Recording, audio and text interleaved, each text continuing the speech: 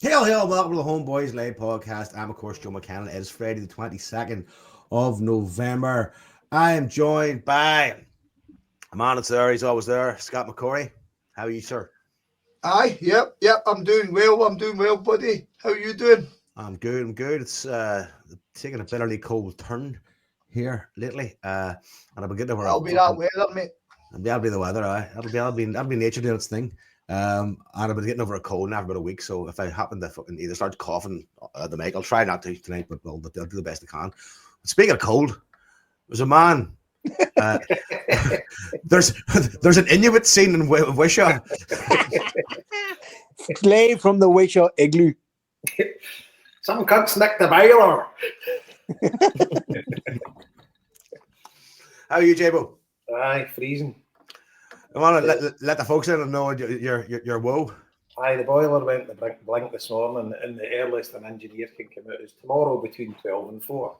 Oh, fuck. One day I'll be holding the fort while I'll be on the rattler to Edinburgh. Happy days. And we're joined by Ding Dang Do, Marty Flynn.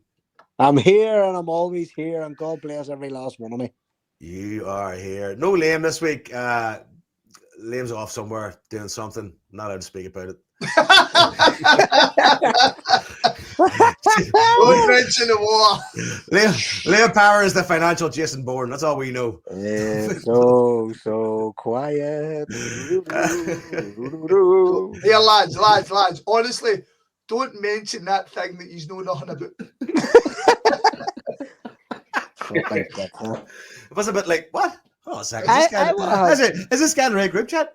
So for the listeners' benefit, Liam, come on to our group chat to them. But listen, I come on, but whatever you do, don't mention this thing here. And we all went, well, if you hadn't fucking said anything, we didn't know about it anyway. So what the fuck did you bar your hole for, you heck you? Fucking keep steam. Loves a bit of attention, doesn't he? Doesn't he? So, start the show off, bit of housekeeping. We, of course, last week launched our Christmas fundraiser, our appeal, upon which we raise money, give it direct to people in need at this time of year in Dublin, Belfast, and Glasgow. Of course, every year this becomes a raffle because we like to make it worthwhile. Not that anybody really gives a shit about the prizes. Sometimes the prizes don't even get fucking picked up, but we always have a list of prizes, and we are very, very lucky that people are very kind to donate things to us, we kind of get an influx of people going like, here, have this, I can get that for you. So shout out to everybody out there. It's like, you know, a lot of people, these people we would know, but some people we don't know. You know what I mean? And they just come through Twitter or through Green Sky or whatever the fuck and say, I've got this, I'm going to give this to you. So we're kind of going to cover that now. I mean, at the minute we're sitting at about what, nearly 800 quid, is it? If I am correct, on the Just Giving page. It's nearly a grand, I think. It was just under a grand. So we always set an aim for about, like, the first year we set an aim for $1,000 and we fucking superseded this. So we always set an aim for about $3,000. And that's not like we must get to $3,000. It's just fucking, you've got to set a limit when you do these things, and that's how it works. So we're going to kind of get down to business and go through the raffle prizes not there, and we're going to do a bit of talking about some of the things that we have, you know, helped, or things, people we have helped in the past, you know, so on projects that we've supported.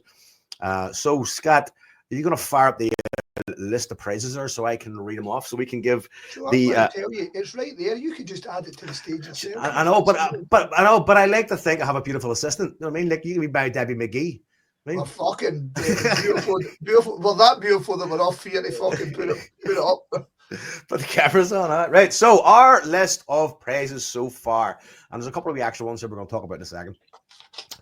Prize number one, these are just not in any particular order, I suppose, is Ryder Cup limited edition Elijah Craig official bourbon that I brought all the way from North Carolina, courtesy of my sister. They do this like one batch type of bourbon. It's fucking lovely. Something drink of water. 2 Celtic Cuffias is recently worn by Kneecap and everybody else that's ever met PJ. Celtic frame print, a Maradona frame print. I think they're both coming from Social Recluse, if I am not mistaken. Yep. 2 Club Celtic lounge tickets for Submarine game on Sunday, January 5th. Adult and child ticket in next to the boys. Game to be confirmed. Bottle of Bushmills Black Bush Irish whiskey. Match ticket voucher for the Cato Foundation. So that'll be 2 adults, 2 kids. The cuddly toy of the Homeboys yearly raffle. St. John Higgins queue. Brother Walford Memorial plaque donated by Marty Flynn. Good luck with the postage there, Martin. Celtic tour for a family of 4 from Davy McLaughlin. I mean, that's kind of like, we should put that in. We go, oh, listen, you want a tour with Davy McLaughlin? Sorry about that. So Davy will do the tour. Club 67 lounge ticket for use at 2 league games from Adelante. So he's 3 of those. 3 television subs if you have a Fire Stick. 3 12-month subs for anybody who has a Fire Stick. A pair of men's Ray-Ban sunglasses and a pair of ladies' Ray-Ban sunglasses. So that is the actual list of prizes you get if you pay a $5 into the Just Giving page. So every $5 is a ticket. Say if you put 15 quid in or 50 quid, whatever, you get that amount of tickets, and that's how it works. And then we'll do the draw live here and on just before Christmas, probably last week of Christmas, and it'll be the usual absolute clusterfuck that it is nearly every single year. But people will get their prizes, be all right, and all the money will go to good causes. Are we going to mention the other prizes now? Or are we going to do that in a second? Might as well. So, as we know, Marty Fashion, good friend of the show, he's been on the show, president of the Los Angeles Celtic Supporters Club, kindly donated, and he's done it for the last 2 years. So that's 3 years in a row. We've got a Versace ladies handbag, and it got delivered here last week. So he sent me the link, and I googled it, right, and it's valued, well, it costs $2,650. It was sent straight for the Versace shop. So no one to be pricks over this, but it's really valuable, and we're going to try and do like a bonus ball, like 10 or a number, 100 numbers. So watch out for that. We'll send links out, and obviously the degenerates that listen to this, a female Versace handbag, right? You might get some kudos at Christmas. Some of you might not even have a bird or whatever, you know. And it's like, so you slowly sad bastard sitting at home listening to this shit. So we're trying to reach the female community or any males that are transgendered or anything. Anything comes under that, auspices or whatever. Anybody that likes walking about with a lady's handbag anyway, we're going to do like a bonus ball, 100 numbers, and get a 10 or a number. Now get £1,000. And I'm pretty sure it will. So it'll be a Christmas present, like an absolute cracker, you know. So that, and also been kindly donated to Paul Flynn, a signed Everton shirt with the full team, and it's got the certificate of authentication. So a lot of people listening to this, it wouldn't be the first thing that they would look for. So I'm going to try and reach out to my group chats and that with Evertonians and do like a £5 or a number there. And obviously it'll be shared here as well. People can do that as well. The money will be getting sent into the same Just Giving page, but we'll just get you to put a reference Versace or a reference with Everton when you put it in, and your £5 or your £10 will be donated to that aspect of it, and hopefully we'll get an extra maybe 1,500 quid or whatever. You know, we're just trying to maximise what we can give out to help the needy. And it's not like us being selfish or anything. We've just seen the value of these. Obviously, the Everton strip, the value of it means more to Evertonians than it would be to most people listening to a Celtic podcast. And the Versace handbag is an absolute belter. So we reckon we could get a wee bit more dough for that. Hence the reason why we've pulled them out the main raffle, and we're going to do them separately. So I hope everybody's okay with that, which I'm sure everybody will be. As you say, the prizes are setting. It's just getting the money in so that it can go and help the needy. So that's all the prizes covered, Joe. So I don't know if you want to. So I've got one more prize, and again, this is going to be the same sort of deal where you've kind of the idea will be you put in your £5, I suppose, Just Giving, and you mark it with, you know, the particular ticket you want for this prize. So we donated a pair of Air Jordan 1 High Zoom CMFT Pumpkin Space trainers, right? So a good friend of mine up in Belfast, Eddie McLaughlin, is involved with that, and so DJ scene, breakdancing scene, hip hop scene, and he knows a lot of you know, these mad sneaker collectors that collect all these sneakers, and these are retailing like as sort of second hand for €320 online. So we're like, we might just make those a separate sort of thing. Now the thing is, they're 9.5, but it's more of a kind of a niche item as opposed to a degree, because they're 9.5. But I mean, it's a collector's item, and I suppose if you give them somebody who's 9.5, that'll do the job. But they're just very, very rare. And he just said, "Here, take them." So thank you very much, Eddie McLaughlin. He's very involved in the BDS stuff in Belfast as well. So that's kind of the lowdown on the kind of raffle and the giving, because again, like Jason said, we're just trying to maximize the potential. It gets harder and harder every year. I had a discussion the other day with a lady I link in with, every year, and she was just telling me about some of the families that she's coming in contact with, and I suppose that's as good a time as any, Marty, to kind of go down the Geldof route and start talking about the impact these things have. Listen, the listeners in this of our podcast are ridiculously generous.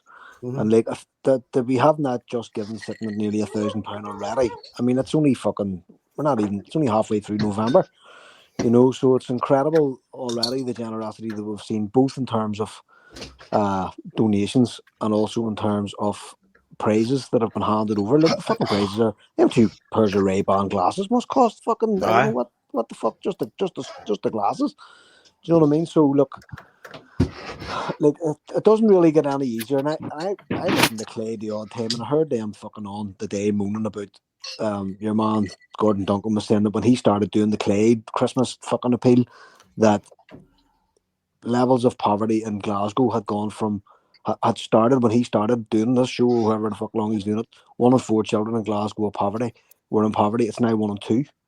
So it goes to show that like the society that we live in is just fucked. And if we can help a family or 2 or 3 or 4 or 10 or 15 have a fucking decent Christmas this year, I mean, that's really all this is for. We don't take a penny.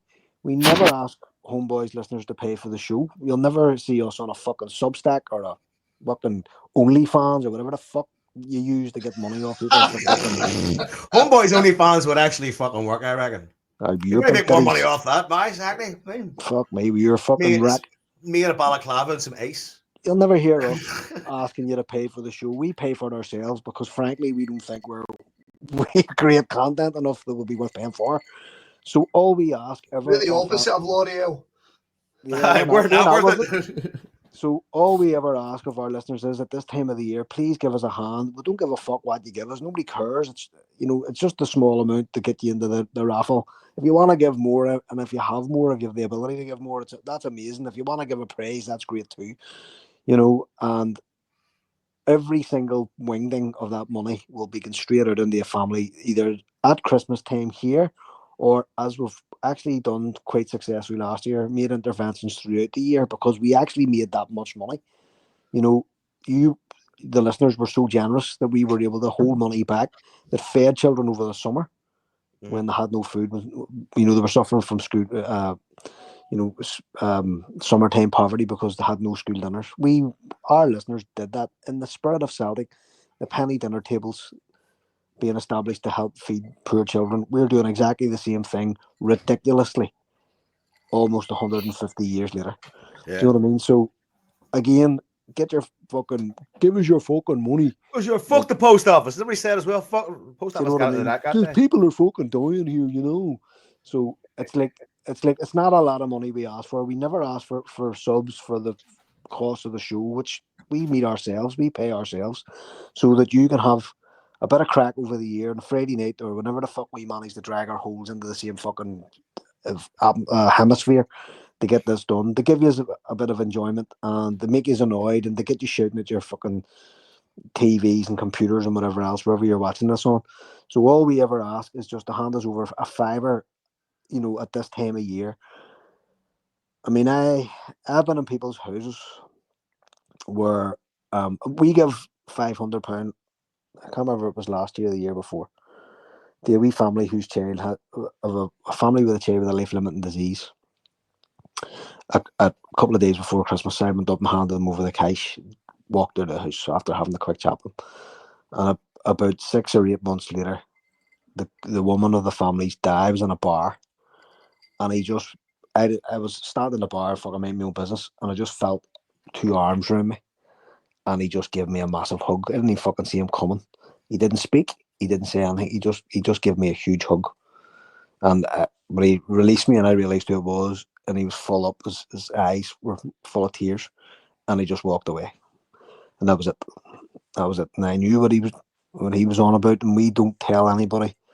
Obviously we do this on the QT, and we don't broadcast what families we support and whatever else. So he didn't broach the subject, and I didn't broach the subject either. But I knew exactly why he did that, and the listeners give us the ability to impact on that family at a very stressful time of year.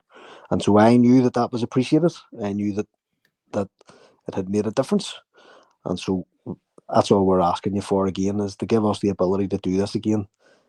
You know, this year, and we always link in with people who, you know, we try our best to reach out to families that we know directly who may need a hand, but we also link in with organisations too who know the families who need a hand. And Joe in particular would do that down in Dublin with some of the families. And Jason's always very good at pointing out 50% stays in Scotland and 50% comes to Ireland. So, you know, it is in the spirit of Celtic, it's in the spirit of Celticness and brotherhood and sisterhood at this fucking awful fucking time, you know. And as I say, everybody has hard weeks. We all have hard weeks, like, you know, and my payday's not till next Thursday, and I'm literally counting the fucking days until my pay comes in, you know. And I'm rich, you know, I have a good job and whatever else. So if I'm thinking it fucking tight, Jesus Christ of Almighty, what the fuck are some families going through?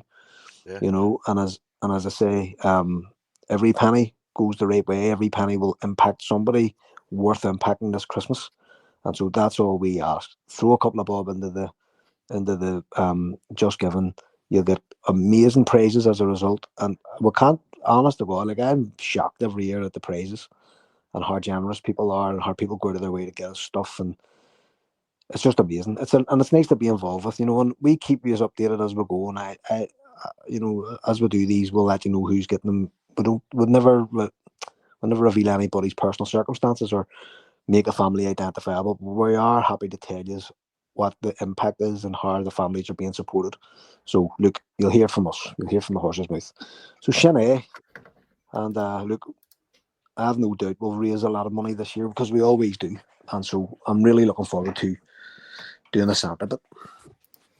I'm just putting the link here into the comments. People are asking, just so a bit of a timestamp there. Yeah. One of the things to say as well, a mate of mine phoned me up. He was actually over in Bergamo with me. My mate Jerry, he works in a homeless shelter. And he'd forgot all about it, and he phoned me up. He says, fuck, he says, been with you about 3 times. He says, I forgot to say to you. He says, I don't like asking, mate, but he says, remember last year that few £100 you gave us? And I was like, aye. He says, is there any chance it can be reciprocated this year? I says, of course, just you've caught us at the good time, though. We're running the raffle, and basically, he had basically a kitty there for buying like fag papers and stuff like that for the guys and the women in the homeless shelter. And it ran out. And he says, I hadn't even thought of that, but he says, that few £100 got us by like a good few months, you know, just having a wee kitty there, just for small things, like a can of deodorant or whatever, you know, just for what people would need. And they would come down and they would ask Jerry, like, is there anything there? And he would say, aye, I've got a kit, I'll get something delivered to. And he says, I just went in it and he says there was none left. And he says, I don't like asking. I says, no, of course, mate, stuff like that, you know, that people genuinely have got nothing. You know, they've got absolutely nothing. And it's just a couple of quid here and a couple of quid there, but we give it to the right people that we trust, and that money is getting passed on. And as I say, there was one, I was at Mass Christmas Eve. It was just midnight Mass is kind of done away with our chapel, so it was like 7 o'clock. I was walking out, I was talking to a guy, and he says, his brother, his benefits had been cut, and he'd lost his partner no long before. And I'm like, fucking hell. So I phoned the boys up, and we had a few £100 sitting there. So I went, took it out of the bank, and got my mate to give me a lift there, chapped his door, went in, had a wee cup of tea with him and that. And I could see him looking, saying, what, I've not seen you for ages here, why are you in here? And I just gave him a wee Christmas card for the Homebhoys. And he went like that just to put it in his mantelpiece. Oh, thanks a lot. And then the money fell out of it. And, see the guy's face. You know, just you can make that wee bit of difference. And this is what we're all about. It's like touching people that we know and what people have reached out to us, and just wee triggers that somebody will mention, and we're like, we always keep it in mind. Like, let's try and sort that family out. Let's try and sort this family out. And also, there's youth organisations and there's youth clubs, etc., that we know they're helping. You know, giving the basics to people, and if we can make their Christmas a little bit better and a little bit more bearable, then that's what it's all about. So, as I say, thanks for the bottom of our hearts for everybody that donates and donates prizes and puts a fiver or a tenner or whatever in the pot. But you can rest assured, and as Marty said, we did really well last year, and we actually had £1,700 left over. So we've got roughly £1,000. I think Liam said last week it was like 850 or something.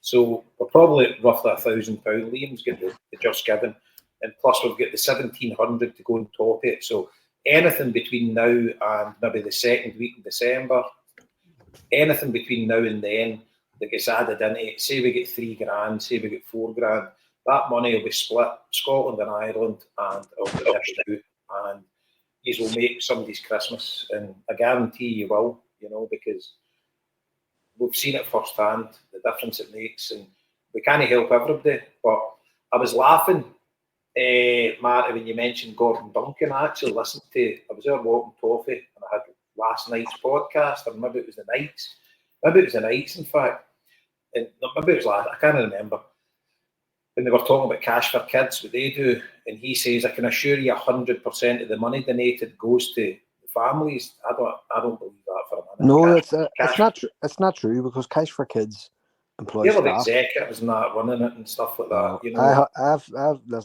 I've been through Cash for Kids in Belfast. That's not true. Aye. It's not true. 100% of your donation doesn't go to fucking thing, because exactly. they employ staff, and the staff costs come out of it. So it's not true. So 100% of our donations and the people that donate to us goes where it should go. 100%. There isn't a penny took for anything. So, as I say, you can rest assured that we're just trying to do a good thing here, and that's what we're on the podcast for. And we've got a wee group chat, and when people like the guy, Fiscal Bride, the boy Sean, they donated the 2 pair of Ray-Bans, we were like, fucking hell, unbelievable. He's like, do you want gents or ladies? And he gave us both, and just amazing, what people reach out to us and just donate to us, just brilliant. What Marty sends over, through his contracts, a fucking brand new Versace handbag every year for the last 3 years, thousands of pounds, just hand it to us, just do what he's want with it, boys, See Linda's face when she opens, oh, that's a beauty. I'm like, buy a ticket. Buy a ticket. How much are they, a tenner? I'm not buying that. Fucking thing's worth $2,000. I know. She will buy them. A couple. Brilliant. Absolutely brilliant. No, it's just, it's this time of year, I suppose, as the years go on, like, you definitely feel like you need a bit of a boost for your faith in humanity and society, particularly this year, I think, and kind of togetherness. And because we live in a very sort of neoliberal world, and everybody's kind of individualized, and there's a lot of fucking people, very introspective, and I think sense of community and cohesion and stuff is on a shaky peg sometimes. So we do things like this kind of really puts a real big smile on your face and fills your heart up, because this is the time of year when people really, really need someone to give a fuck. Because if you're in that sort of part of society, you're on that level where all this celebration and money and affluence and wealth and spending is going on around you, and you're not part of it, it's fucking soul destroying. It can take away a lot of your fucking self-confidence, your self-esteem, because it's we've met people who've just like, I can't afford Christmas, can't afford it, and you're going like, well, let us help you. You know what I mean? And the human aspect of that is the people realize, fuck, people actually out there do give a fuck. I mean, because it can feel very lonely when you're fucking skint. And Joe, you've got some of the best stories when you've actually went to people's doors with bags of Christmas presents, chapped their door and walked away. Mm-hmm. Numerous times, rocked up the door completely unannounced and just kind of explained what was going on, and just to the bewilderment of people who are going like, what? And I'm like, yeah, this is for use, and this is because of this, and I explained it to them. These people don't give a fuck about podcasting. They don't give a fuck about Celtic. But it's just very much like, listen, this is for you because you've been identified through people we know. You could use a helping hand this Christmas. And I fucking turn on my heel and fuck off, and they never see me again. I mean, I don't hang about fucking playing Father Christmas. Not bouncing kids in my knee. Fuck off. Filming up on YouTube and likes and stuff like that. Become a social influencer. That's not our style. It's a 6-minute conversation at the very most, and I'm like, I'll see you. Have a good Christmas. And that's it. And then I like to think when I drive home, going, do you know what gives you the best feeling when I've done things like that? There is that when I'm on the drive home, I just think about the buzz in the living room and in the house that you've left behind. You know what I mean? Aye.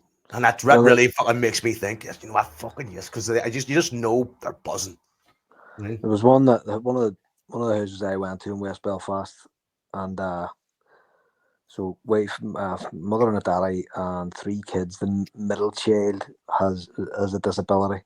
Family living with a child with a disability, and I rang. It's sort of where their street is. Their house is like on a slope, on a grassy slope down to the house from the road. So I sat in the car and rang the dad, and says, "Come out, I need to speak to you." I don't know. I don't know. He must have thought I was going to fucking shoot him or something. He's like, "What the fuck?"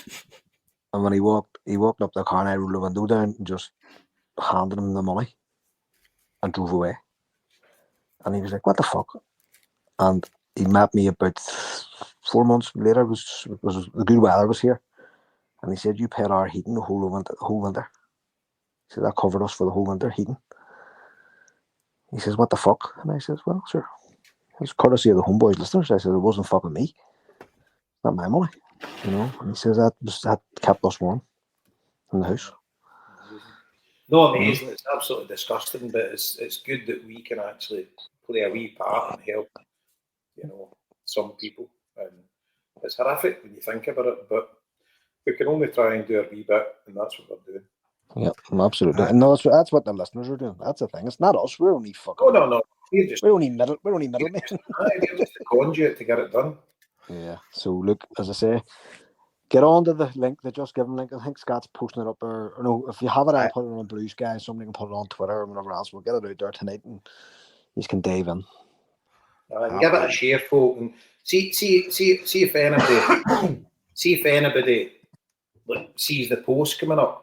Do us a wee favour, retweet it and put a wee quote on it, and just tell them you listen to the show and it's for a great cause, etc. Because that'll add a wee bit of weight to it, and just get it shared out on social media so that more people are aware of it, etc. You know, and we'll get some posts out about the Everton one, the Nike trainers, and the Versace bag, and we'll get it shared about. We should get some pictures up as well, because the Versace bag is actually lovely, and I'm not a bag man, but I mean, I can spot good fashion. As you, metrosexual yourself. As you well know, Jason, I'm kind of a style icon. I'm not really sure what that means, to be honest with you, but it sounded as if it was in the right ballpark there. Whatever it means, McKenna is the exact fucking opposite. Like, I am kind of see, but metrosexual used to mean like lads that use like face cream and stuff and got their eyebrows and all done. I'm kind of like that. I mean, you look like something from a fucking farm. What are you talking about? That's on a Friday night when you see me. See during the week, I'd be looking slick as Rick, baby. You fucking tell you. You had a fucking bonfire going in front of your fucking face there 10 minutes ago. I tell you what that is. That is stress relief incense, my boy. We need stress relief and fucking incense listening to you. Well, that's why. It's kind of it's for all of us. What the hell? For all of us. You know what I mean? Namaste, motherfucker. You know what I mean? So,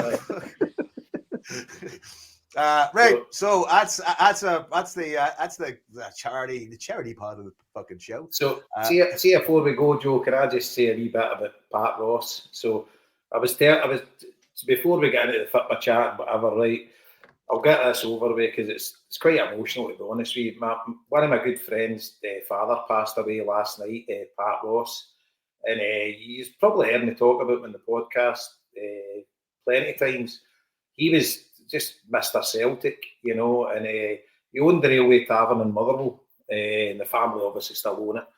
And anybody for Wishaw, Motherwell, Pat was a shortsman originally, and then he moved into Motherwell, and he owned the Mulligans, it was the Central Bar in Craignuke, and then he he took over the Railway Tavern in Motherwell. And massive Celtic pub. Anybody for in about a year knows the Railway Tavern. It's amazing boozer. And Pat, just larger than life guy. And he passed away last night. And just the love I had for the big man, you know, and just attended Celtic Park all his days until he couldn't make it. You know, he was. I'm not sure if he was there this season, but he was there loads of games last season. And then ill health kind of took over. And Pat was at Lisbon, he was at Milan, you know, both European finals. I remember Peter, his son Peter, my good pal, I mind we were at first year at high school, and Peter was getting days off school because he took to Sporting Lisbon away games in Europe and stuff like that. And it was things I could only dream of, you know. And the family and his sons and his grandkids are keeping the Celtic legacy living on. And just very, very sad. And I used to get in the state. Peter went to first year at St Aidan's, but then they moved for shots to Motherwell, and then Peter went to a ladies' high school. But me and him still kept in touch, and obviously going to all the Celtic games together. And I would go down to stay at his house on a Friday or a Saturday night or whatever. And you're talking, this would have been 82, 83, blah, blah. And all we done was we went down there, we got Chinese takeaway or whatever, and we sat in our living room and put the old Celtic story on, to the black and white one with the 90 minutes of the game. And we'd all just sit and watch it, and you're just like, you open mouthed at the Celtic display, you know, unbelievable, you know. And you'd watch that, and that was a team that you were going to watch at the weekend, and they were the legends. And at that time, they were all still living. You know, it was a living, breathing organism because all these Celtic legends were still living, and you would see them about the place, and you were just like... And I must have watched that in his house 20, 30 times. You know, I could probably recite the full game. And that was part, like, drumming Celtic into you, just like he did with his kids and his grandkids. And they're keeping the legacy going. And just for myself. And what I would say as well is, obviously, I'm heavily involved with the Tommy Gemmell statue getting built. And what the Ross family have done for that statue getting built is unbelievable, you know. I can't thank them enough. And just for myself and for us in the podcast and whatever, just rest in peace, Pat. You're a legend, and your memory lives on. So I'd like to say for Big Pat. Very sorry for your loss, sir. Very sorry for the Ross family's loss. That is absolutely. Been in that pub, and like, they're lovely, lovely, lovely people, lovely family, and it's a smashing atmosphere they put in for everybody. I mean, yeah, very sad, very sad. Hey, we have a bit of a list tonight. There's not a whole lot to talk about. Normally, we start the show by talking about who people are at the games and whatnot. We don't really have that tonight. So, I mean, I suppose to keep you on the horn, Jabo, give us. Do we go football? We may as well go football. We go AGM. I mean, nobody really knows what the fuck happened to AGM. Don't come at me. I've no fucking clue. Eddie Toner tweeted earlier on, or Blue Sky earlier on. I'm not sure what the fucking what do you call it? The fucking the noun or whatever the fuck, the adjective to describe the activity on Blue Sky. But Eddie put it up earlier on saying, this is the reason I don't go to these AGMs anymore. They're a fucking joke. So basically some guy just got up and started rambling on, telling jokes and making fun of the Huns and shit. And he says, like, that's what the board love. You know, just wasting time by talking fucking shit instead of actually getting down to the issues that really matter. So, like, some of the topics were covered that I saw just from kind of flicking through social media was Barrowfield's going to be ready in January. They're talking about putting a new roof in the main stand. There was some back and forth about fucking the state of our youth structures and all that sort of thing. And I think that other team's about to be relegated in the Lowland League or something, which isn't exactly fucking encouraging. So apart from that, all the usual bollocks. People were all voted in with 99% of the votes, and somebody got up and had a go at Lawwell about his son, which I think was a bit fucking out of order. Like, do you know what I mean? So Brendan Rodgers ended up stepping in and sort of hitting them with a smackdown. The board, the trust again asked. It was kind of not really a pointed question. It was more like I think the trust was very easy on them this year. They were just kind of saying, would you consider a fans advisory board? And they said they were looking into it. That's the sort of thing they would consider. And apart from that, like, it was just fucking. Dermot Desmond wasn't there as usual. Ross Desmond was there, and again there was coverage in some of the places decrying the lack of Dermot Desmond there. But folks, here's the fucking news: Dermot Desmond's an old man.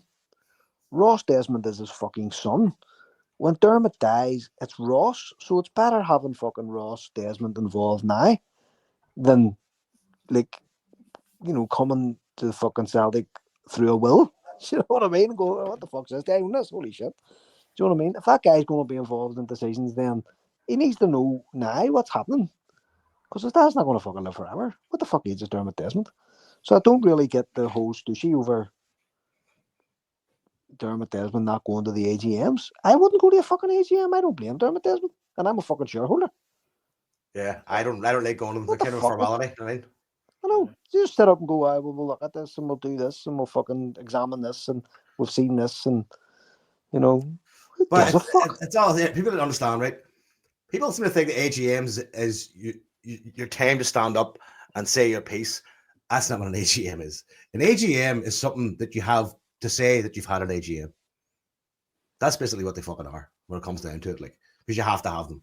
I mean, if they didn't have to have them, they wouldn't fucking happen. That's a legal requirement, isn't it? For you have to do one a year. Huh? It is indeed. So see in that subject, have you any more to say about the AGM, Marty? No, just that Legee Celtic were somebody had mentioned that Legee Celtic were coming to Scotland, and Michael Nicholson said, well, apparently Legee Celtic had written the fucking Celtic, and Celtic hadn't even got the courtesy to write fucking back. So they were pulled about it today. And Nicholson said he was aware of the letter. Basically, he had the letter and he would speak to the person privately who was fucking making the point, which I didn't think was a suitable fucking answer either. He should have been saying either I'm writing back them or I'm not fucking writing back them. What the fuck? Yeah, it's a politician's answer. Treat them with a bit of fucking respect, you fucking ginger cunt. And just on that about Legee Celtic, big kudos to the Green Brigade getting that award at the Palestinian award ceremony. Was it in London? London, I was a London Palestinian. I'll read it. I'll find a few now. The other thing is too, there was a strange question about, not a strange question. There was a question about ticket prices. Right? Why the fuck are ticket prices going up with all this money? And there was some fucking strange answer about corporation tax and fucking and I was like, what the fuck's that got to do with? We're in profit.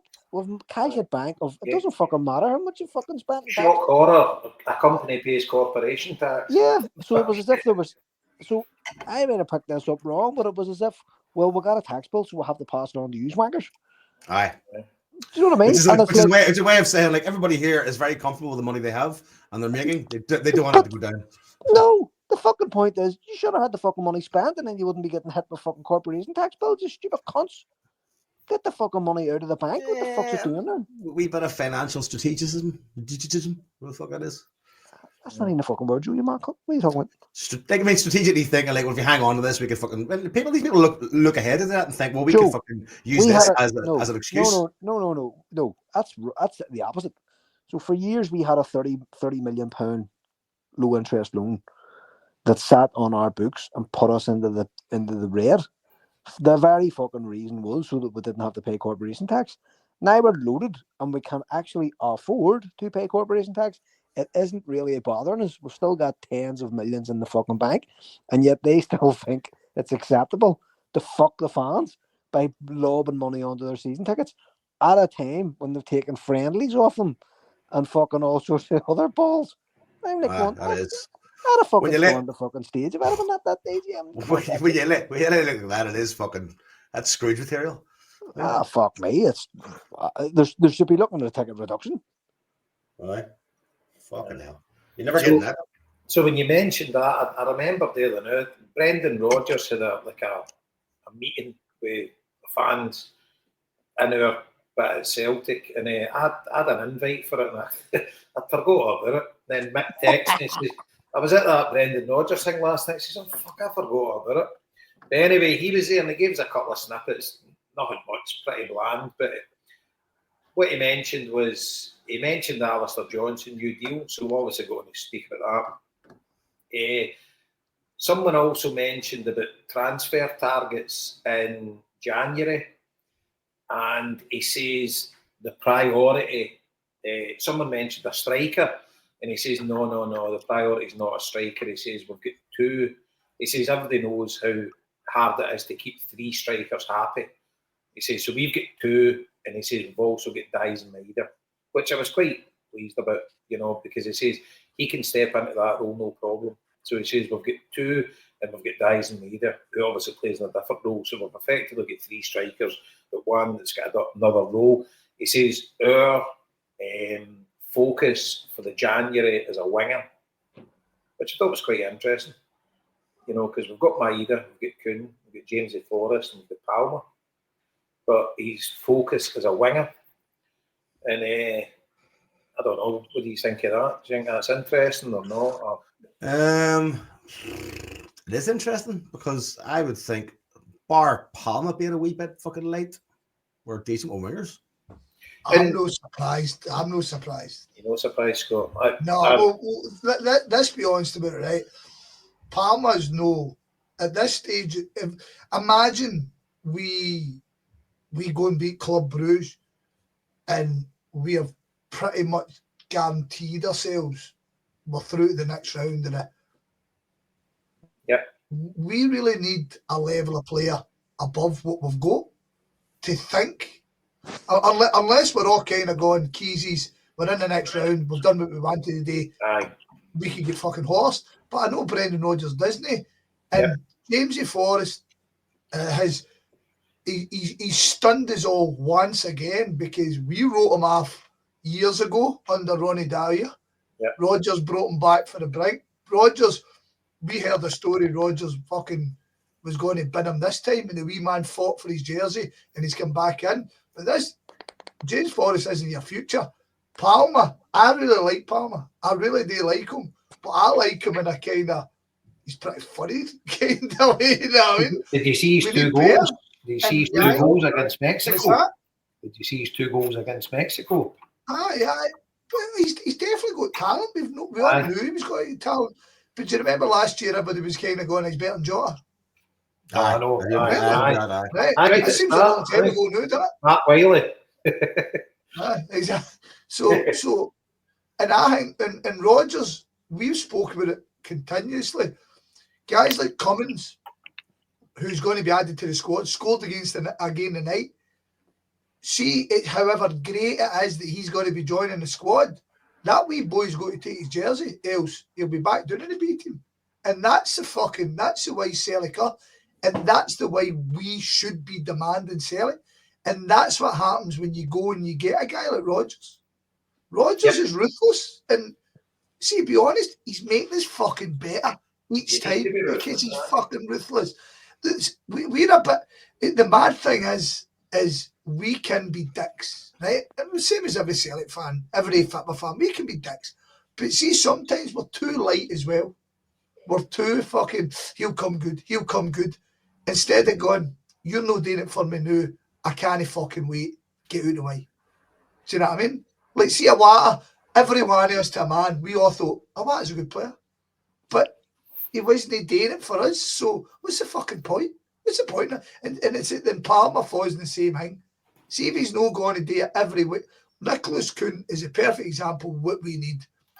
He started poorly, he's come in and he's fucking got there. Brilliant. And we've got, at this point, how long are we going to have Rodgers? Right? I think this is a discussion for a different day.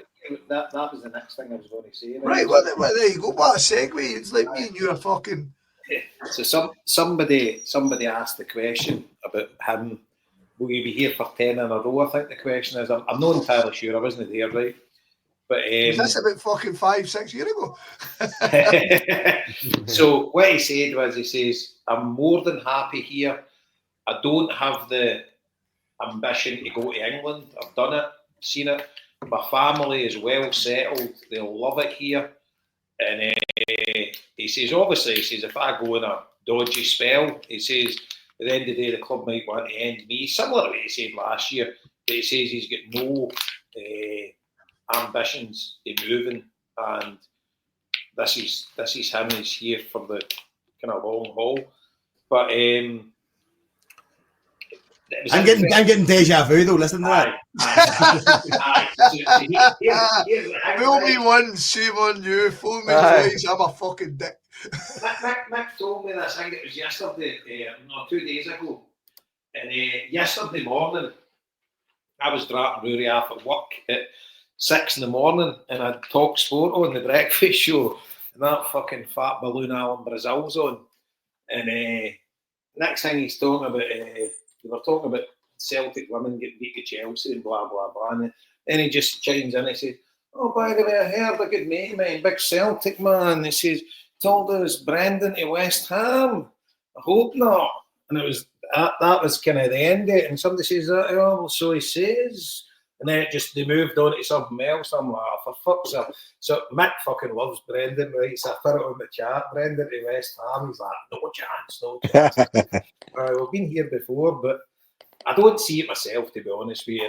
And whether he leaves or no, I'm not too sure. But I don't think he will. I think he is kind of settled. But if he does, I wouldn't be surprised. But deep down, I do think he's settled, and I do think he's got a good thing going here, especially with see if we'd flunked in the Champions League.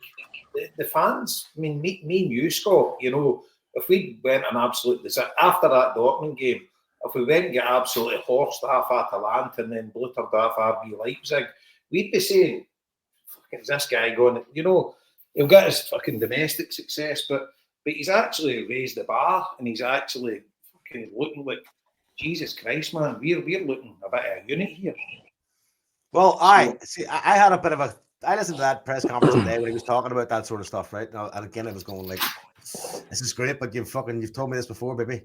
I mean, but then I thought to myself, right, this is a different circumstance, a different time, right? In an ideal world, if I was to think ideally about it and think, this is what I want to believe to make me feel happiest, right? It is that Brendan Rodgers is no longer a football manager in a careerist sense. He's done the careerist thing. He's done the high level stuff, the Premier League twice. I mean, or fucking whatever. Was the Swansea's well in the Premier League with him? No, I fucking remember. But anyway, he's done that English thing. He's done that top level down there.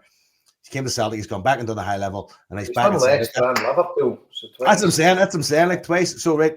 So I would like to think now he's just like, well, rather than be a careerist about this and look to try and push myself to the highest level, which I've already done, let me invest the rest of what I've got, or at least a sizable portion of what I've got left in my managerial career, and making this club the best that I can possibly make it. I mean, because as we all hope, because you think about like England, right? The whole idea is to win the Premier League. That is it, as a holy grail. If you can do that, you're fucking shining star, right? The FA Cup and up there, all that's great, no. But in Scotland, it's different. You dominate the league anyway, right? If you're a decent Celtic side in this day and age, right? Europe, if you make it down, you give a couple of good nights, you're doing well. But again, you said the bar's been raised. We're above that now. We're looking a wee bit beyond. Not making a sense going, we could go and win this, even though we've had a laugh about it. Like, but there is this sense that he's going like, no. I want to keep pushing the bar up and up and up for as long as I possibly can stay here. And I would, in an ideal world, that's the way I'd like to think that he's thinking. And I do get the vibe that he probably is thinking that way. So I think you said loads and loads of words there, Joe, but I kind of agree with you. Fuck me. Well, here, let's focus, right? Because he's on a 3-year deal and you're about to hit the 18th month mark. So surely the fuck Peter Lawwell and his big corporate fucking tax bill should be fucking pulling Rodgers in and going, right, what's happening? You going to extend your contract? We'll give you an extra fucking bung. What the fuck? Surely that's coming up. Because this is the problem. See, as soon as next summer comes, that's going to be the only talk of any fucking Scottish journalist or fucking Sky Sports fucking bollocks or whatever else. And the twitchy whole brigade and our fucking fans will be fucking on their way. Do you know what I mean? So it would be far better to give us a Christmas present like that and just say Rodgers is extended 2-year extension on his contract, or saying a rolling contract or something. I don't understand why they don't do those rolling contracts. They're great because they just take away all the speculation. You know, 1-year rolling deal, brilliant. You know, but then if you want to, what's up? You had that last time, so. No, I'm not talking about that. I'm just talking about in terms of speculation. It kills all the speculation because you've always a year to go. You know what I mean? So there's no argument then. But we know this time he's on a 3-year deal. So from fucking Easter onwards, that's all you're going to fucking hear. But will he stay next year? But will he still be here? Blah, blah, blah. Will he see fucking whatever in a row at that fucking stage? You know? So it'd be far better just to fucking give him a golden handshake and say, take another 2 years. You can take another 2 years with an option. and then just, you know what I mean? That would be 6 years, so you can't argue. You can't. Nobody could argue leaving after fucking 6 years. Surely the fuck. No, I don't know, but in my head, I think when he. I do think he's going to be here for the long haul, stupidly or not. And if he's not here for the long haul, I'm not going to be greeting about it. Big fucking deal. I've made my peace with people coming and going and all that kind of shit, you know, getting raging about things, and like I really don't care now. It's like, for fuck's sake, when Ange left, we never got a word out of you for 2 weeks when Ange left. Aye, but I know, but it's like you I don't know, maybe I've just fucking grew up a wee bit, and you just realise fucking. I've always said I just, as players are concerned, I just support the jerseys, you know. And I was talking to a guy, I was chatting away in that blue green sky the day, a lad, and he was talking about Alistair Johnson. It means nothing him signing a new deal because we've seen it all before, and I'm like, it's a bit of a horrible way to look at things. I'm like, it's win-win for us, you know. If he signs a new deal and he does leave, we're going to get fortunes.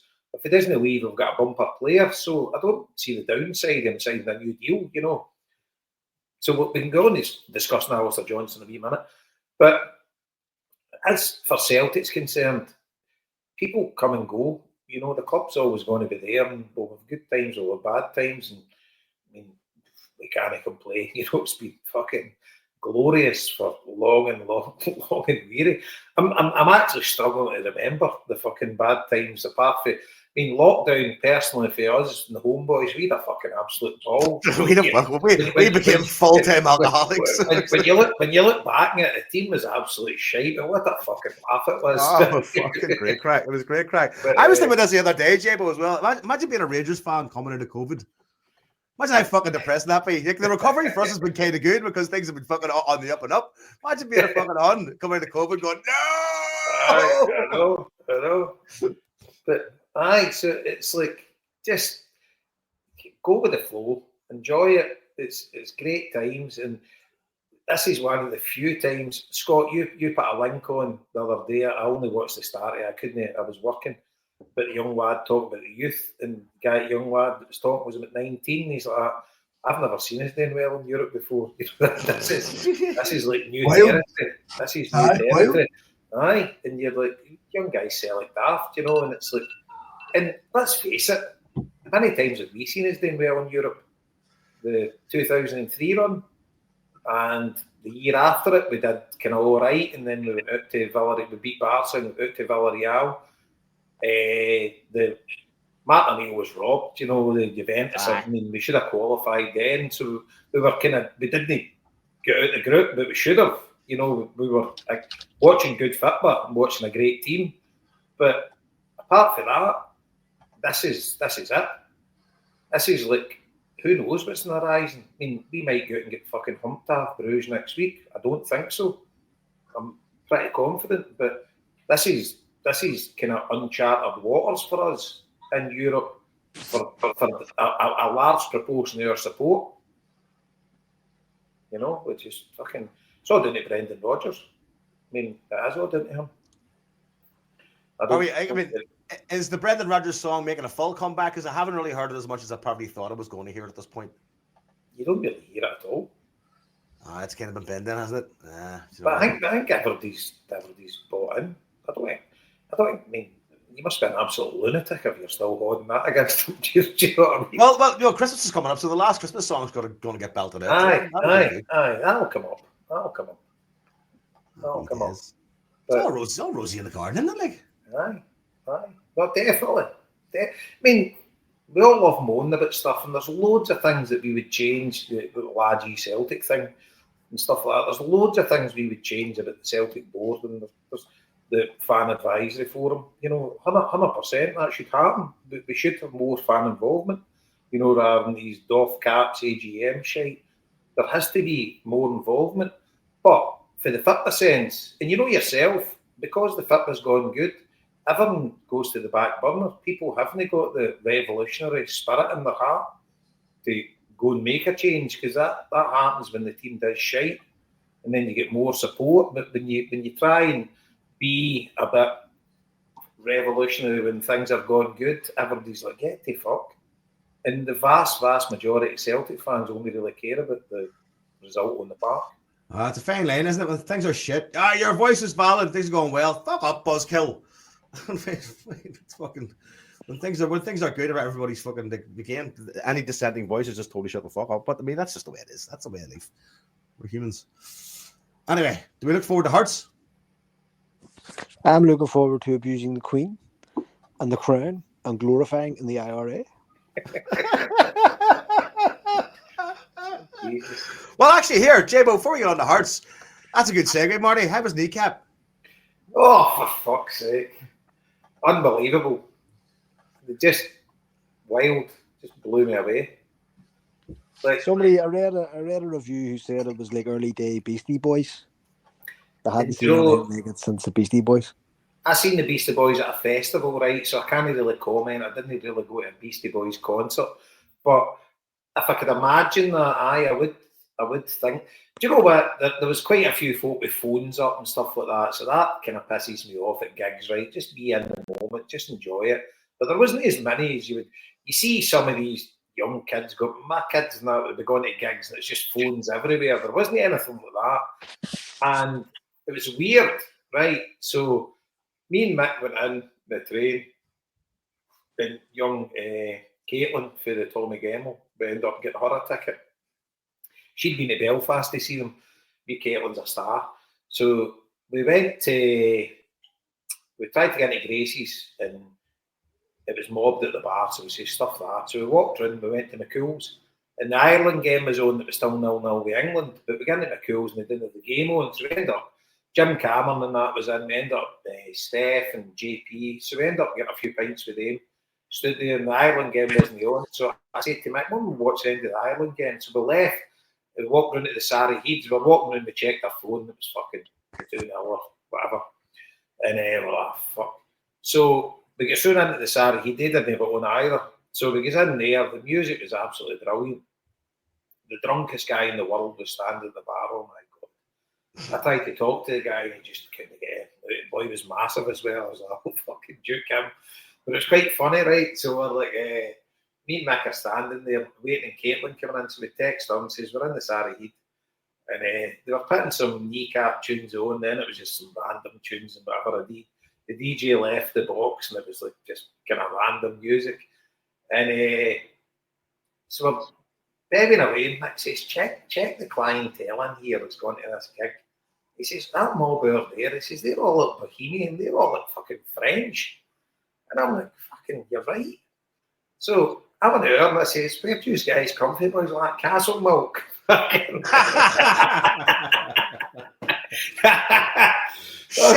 Chateau Milk.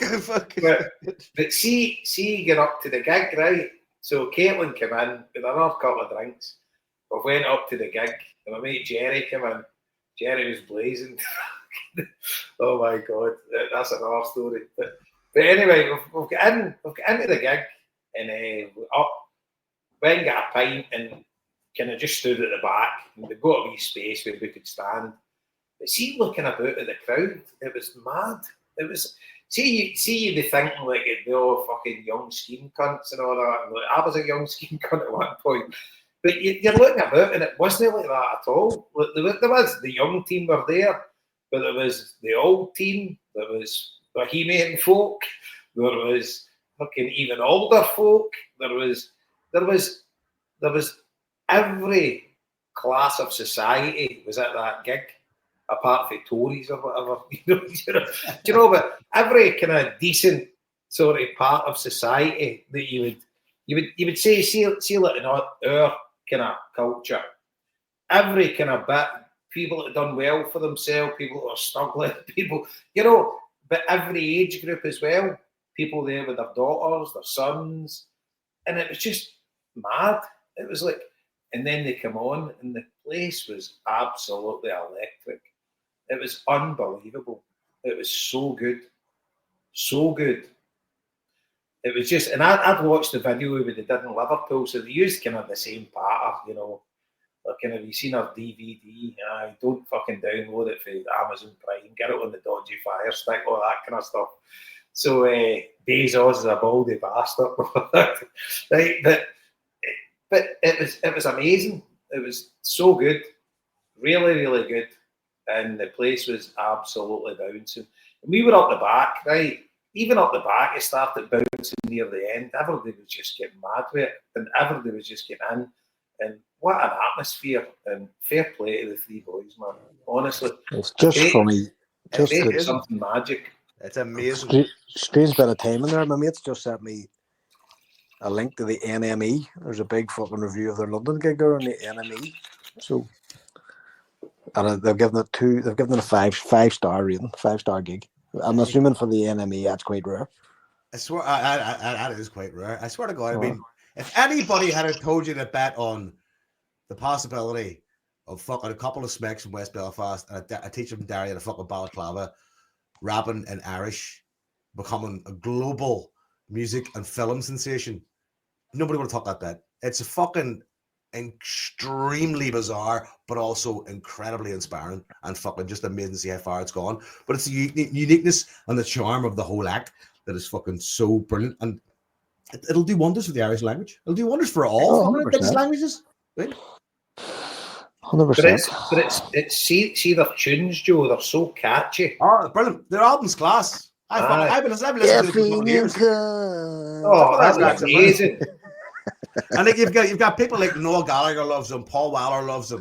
You know what I mean? That's what they said in the end. I've just flicking through that NME review. Paul Weller stood in the queue. Refused the queue jump. So he queued up to get in. That's some that's some tribute. They're playing a gig in London for Palestine with Paul Weller, Primal Scream, them and somebody else. Yeah. And then they'll play Coachella next year, which is fucking probably the biggest music festival in America. Yep, unbelievable. Yeah, I think the world's their oyster. I love the fact that they go out of their way to piss off fucking politicians in the north. Because see one of their lyrics, fucking Naomi Long, did you need a epidural? Because we unveiled a mural. I was like, fuck me. And they go on about her having diabetes. It's fucking like they do not give one single fuck about anybody. I mean, in terms of like who they fucking attack. And that's because they did the mural of the RUCG. Pat LeBond, and she's the justice minister who was with responsibility for policing, so she was moaning about it. They were like, "Fuck you." Fucking brilliant. But I mean, it's just. But I mean, Marty, you know this. The fact that people like Jimmy Brayson react to them, right? People like Naomi Long react to them, and they go like, "That is exactly what they fucking want." Correct. That's what they're out to get. That's exactly you are giving them exactly what they want. Are you fucking stupid? Right? Yep. Because people go like, "Oh, that's offensive." No, it's not offensive. It is a very over-exaggerated version of every schmeck from West Belfast we ever knew growing up, Marty. The stereotype, they're just like hamming that up. It is like, I mean, they consider it to be NWA. They've leaned into it completely and went, right, well, we're going to make art out of this now. Yeah. I think that's why they called it fine art. Isn't that why? Because they're saying this is our art. Yep. And the David Holmes just remixed one of their tunes, Powerful. Annie McManus is on there is actually on their album as a fucking air hostess in the background talking on one of the fucking tracks. It's fucking like they're shortlisted for the Oscars for foreign language film. You're going, right, lads, fucking go and get it. That's it. Rack a house. You've got the Jason Higgins seal of approval. Honestly, absolutely amazing. And it's one of the, see the Barrowlands to me. The Barrowlands to me is the epicenter of music. I've been to gigs all over the world, and I'm not a mad music buff, right? I'm a bit of a dinosaur where music's concerned, but the best gigs in my life I've ever been to have been in the Barrowlands. The Barrowlands is just, to me, everything. They've played that, and I attended that when they were there. By the way, I wasn't there. Peter Ross, I spoke about him earlier. Peter's been to Ireland to see them, I don't know how many times. You know, Caitlin's been to Ireland to see them, I don't know how many times. And, you know, so they all get in before the curve. I'm late to the party. But it was really special to be there, you know, for that gig. I mean, I think tickets were going for, I think there was 25 quid face value. I think tickets were going for about 120 quid for the resale sites. Brilliant. Well, not brilliant for the person who bought them, but it'd been brilliant for the demand's that high. Aye. There's the fuck. He's just sent me the review from the London Evening Standard as well. Kneecap at the Kentish Town Forum review. A sweaty swaggering set of party-hard protest anthems, vicious and vital. This raucous show delivered a whole lot of communal joy. Aye. And see on the other lyrics, they take the piss out themselves. Do you know? Like they're like I seen a video once. They were standing at the Sandy Row or some. It was an orange van going by, and there was a squad of young like unionist kids or whatever standing there, and the boys said, I was a bit panicking. They were probably going to kick off on me, and then they started singing their lyrics to songs. You know, so it's like. Obviously, see last year, Jason, when I saw this is how I sort of knew they'd done it.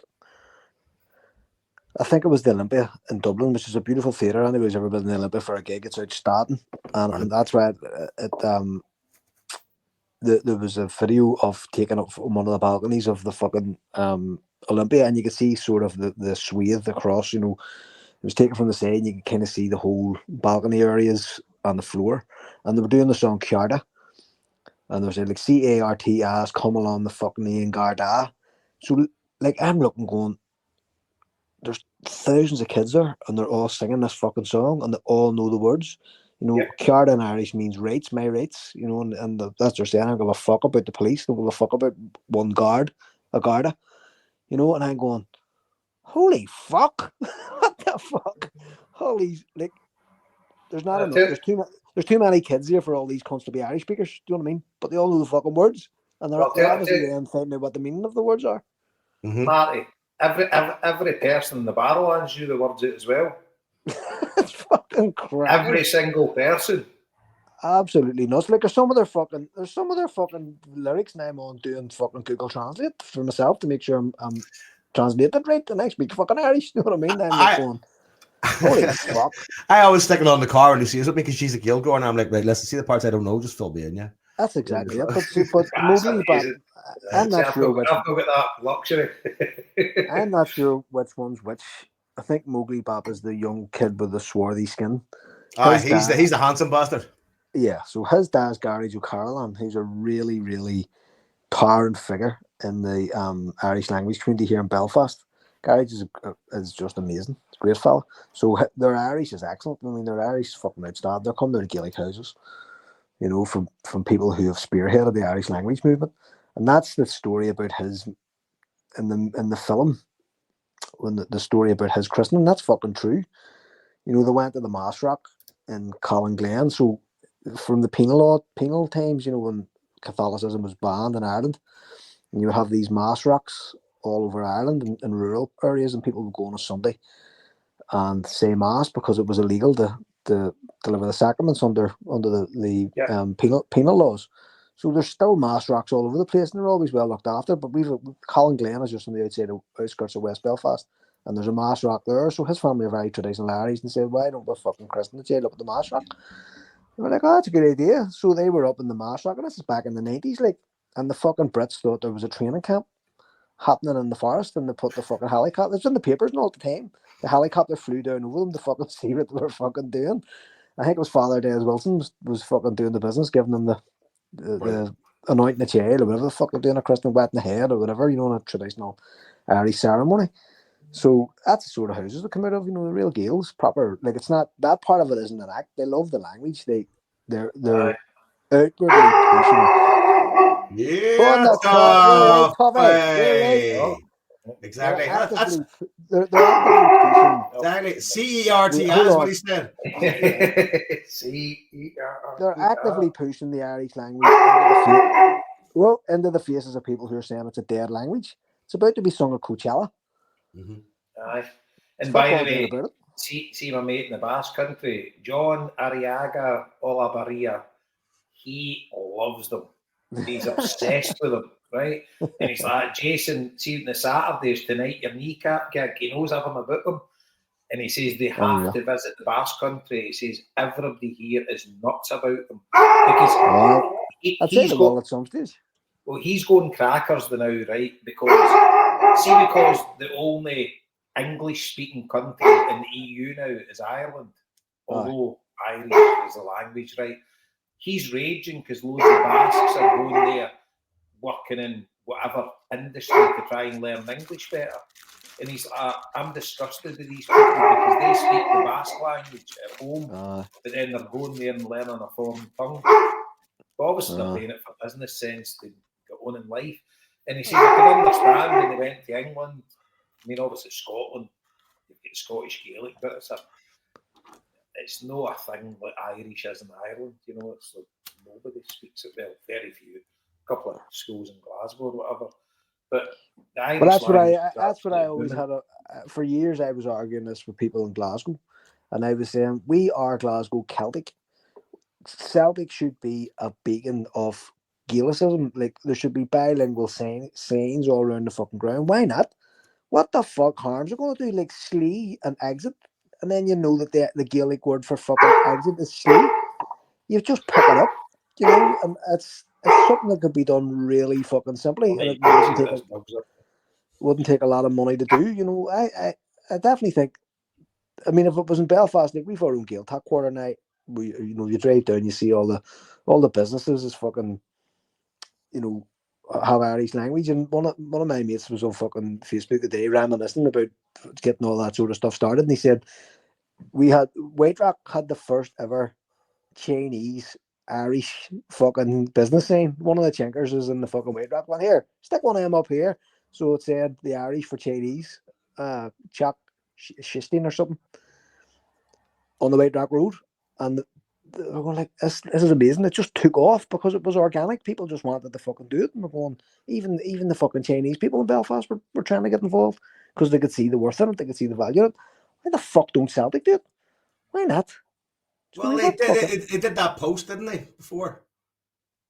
I had Irish there. And it was Paddy's Day type thing, was it? Something out there. They had Liam Scales speaking Irish. Fucking stealing our thunder, the cunts. No, but that's great. Do you know what I mean? That's brilliant.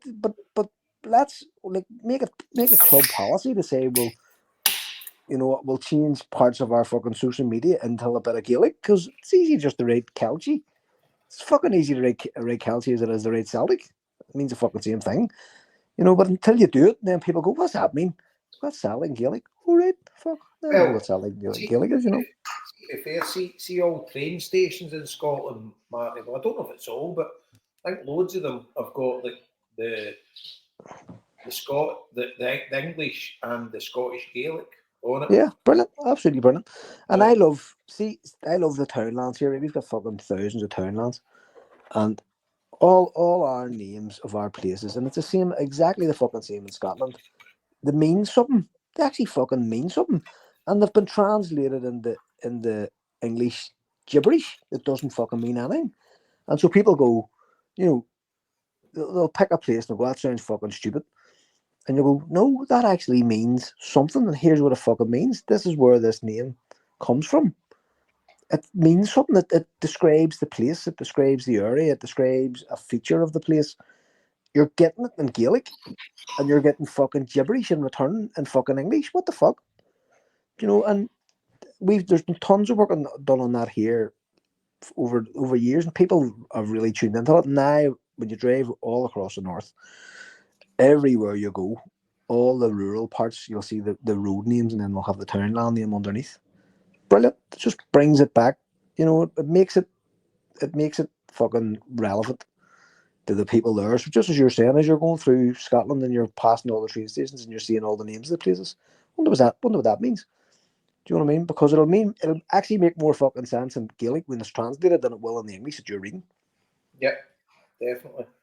You know, so I think maybe the trust or maybe some of the organisations, I've talked to everybody about it, but nobody really, everybody sort of just shrugged their fucking shoulders at it.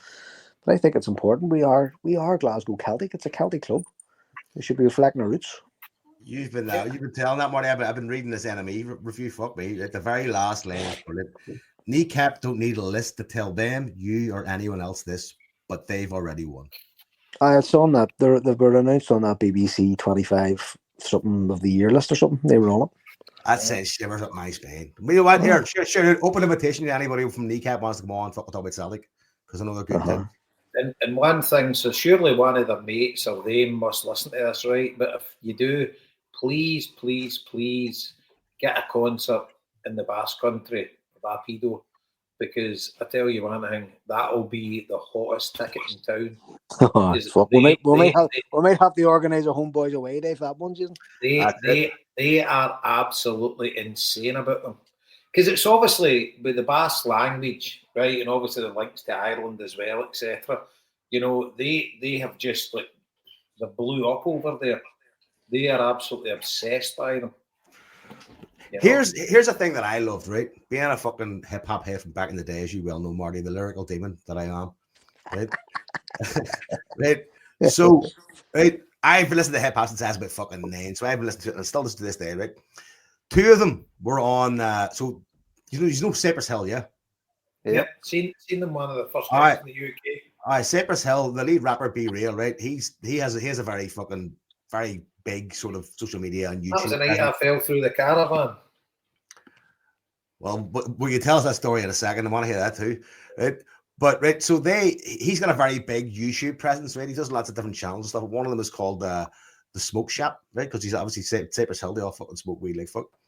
But 2 of the Kneecap lads, it was Mowgli Bap and DJ Mokara wasn't on it. And I was like, they invited them on and sat there and talked to them and smoking weed. 2 boys are high as fuck, high as a giraffe stick, 2 of them, right? And I was sitting there going like, see, in terms of hip hop, I was like, that is a legitimate fucking an embrace from hip hop from a guy like that there to go, you guys are fucking awesome. I love what you're doing. You're keeping your language alive. And he's exploring what they're doing, how they got going and blah, blah. And I was like, see, in terms of hip hop, that must feel amazing for those guys because the entire film is supposed like as well as about how hip hop and the Irish language kind of go hand in hand in terms of like, you know, being a cultural resistance, you know? Oh, I'm sure that's the other one, you know, Har Ireland. What's the fucking name of that bit? Remember we were talking about it before? About all the things in Ireland that have ended up in black culture in America. So, for example, I'm digging to, yeah. I'm digging to. So that when somebody says, "Tell you, do you dig it?" comes from, you know, when black people say, "Do you dig?" No, like fucking shaft, right on. Do you dig it? That comes from the Irish. I'm digging to, which means, do you understand? And it's the same when they say, "Do you dig? Do you understand?" You know, so there's tons of that stuff, like jazz. The word jazz, like the black music. Like invented by black artists, and jazz is Irish. The Irish word chas, which means kind of chaos, you know, something hot, hot and chaotic. The TEAS, chas, and they changed it to jazz, JAZZ. You know, so there's loads of that stuff, fucking tons of it. Sure, remember that time the Black Panther guy turned up in the news with a Celtic top on? That's right. You know, and I went to listen to a guy called Ashanti Alson. He was a Black Panther who came to Belfast to do a talk, and I went and spoke to him, and he said, "Listen, when Bobby Sands died, we had a minute's silence in the jail. You know, we always saw our struggles as connected. So it's great. It's like an international language." Well, you know? See, can I segue? But in fact, I'll tell you the story about the caravan. I've told you before, Joe. But anyway, Tea in the Park used to be at Hamilton, used to be in Strathclyde Park before it got massive. So that was the first time I seen Oasis in a tent. And the headline act on the Saturday night was Cypress Hill. So see back then, because we lived local to it, right? Me and a load of the hoods about here, just all guys, we all knew each other. So basically, there was none of this, no mobile phones, no fucking anything like that, right? There was hardly even anybody camped out at it or anything. We all went down and just went back home at night. But you got a band. So you walked in, so it was like, I don't know, 20 or 30 quid or whatever, that was you in for the full day. So Cypress Hill were playing. I seen Cypress Hill in the bars as well with Funk Doobies. They were supporting them. But so what happened was we went in and there was a squad days, and what we all done was we just took our bands off. You could squeeze them off your hand, right? Just stretch them. And then we'd go back outside. I would go back out, then one of my mates would go back out. You could get in it. And then you'd bands, you'd sell them for $5 and you get folk in. So you'd get 10 folk, 10 bands at $5 each, put them on, but you need to use the band back when you get in. I ain't bother. Again, so we were shepherding folk in and out, get a $5, right? And then one of the near the end of the night, it was the Cypress Hill were headlining it. So near the end of the night, the boy clocked me, and he's like, "You can fucking get folk in, out." So he fired me out. So I'm outside with a band, and I'm like, "Fucking somebody will come," but they weren't. I couldn't have get back in because there's only like one door to go in. So I'm like, for fuck's sake! So next thing, Cypress Hill's coming on. I'm like, so I see this like. I said a caravan, it was like an ice cream van. It was like a hippie ice cream van. I'm like, all right, fucking. So Cypress Hill were on the main stage, but see the wall, the fencing, it wasn't even that high. It was like boards up so you couldn't see. So I'm like, I'll just go on the roof of that fucking ice cream van, I'll be able to watch him. So I'm up there, I've climbed up the roof of the ice cream van, I'm standing there insane in the membrane, I'm fucking getting it loud, outside it, fucking, next thing, both right through the fucking roof. Oh my God, fell in, the guy's life is in it, fucking crazy, fucking stone it, don't know what I couldn't even go to the door, because the way it fell down, I couldn't open the door, so I had to fucking climb out the fucking the roof. Then I just to wait till the gig finished, everybody else came out, but fucking hell. So I fell on the roof of an ice cream van, and Insane in the Membrane was playing in Glasgow for the first bell. Wish you a Motherwell Hamilton for the first time ever. So there you go. But aye, that was my story. Fucking go. So what's next? That's the AGM covered, Kneecap covered. Hearts. Jason, I was at that one as well. Were you? Aye, I was at that one. I was only away, man. And I love Cypress Hill. Cypress Hill was my boss. And I'll tell you who else played that day.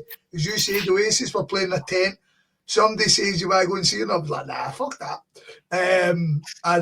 But the Saw Doctors played as well. The Saw Doctors must have played 3 or 4 years in the bounds. I never ever went anywhere else. I went to Staffy Park. And I went to Staffy Park to see House of Pain when they were on and all. Brilliant. Aye, I've seen them as well. By the way, Linda's actually just turned the heating on, it's working. Yeah. Cancel the guy. The fluid pipe must have been frozen. Jason, hold on. Have we got a wee radiator key? A radiator key, aye. Run round quick and do all your radiators in case you get an airlock. It'll blow your fucking system up. Just bip round your radiators quickly and let them all loose. There might not be any air in them, but just in case. Or perhaps get Linda to do it. Maybe get her to do it because you're about 6 cons in, for fuck's sake. Let her do it. Next time, whole house will burn down. It'll be like them fucking missiles Putin's firing on it. Jason Higgins killed by a flying radiator. I can take this coffee off in the heart. Fuck, burn it. Here, it'll save you a fucking fortune too, an engineer. Fuck. Happy days. Bring that boy. Oh, we've got that 3-star cover thing. Your boilers covered. So we on the Hearts then, or what? Yes, Hearts. Fuck Hearts. Well, that's a given. So Scott, what age would you have been then? You must have been what age are you now, Scott? 1994, yeah? 1994. So 15. I had been 15, aye. 15, aye.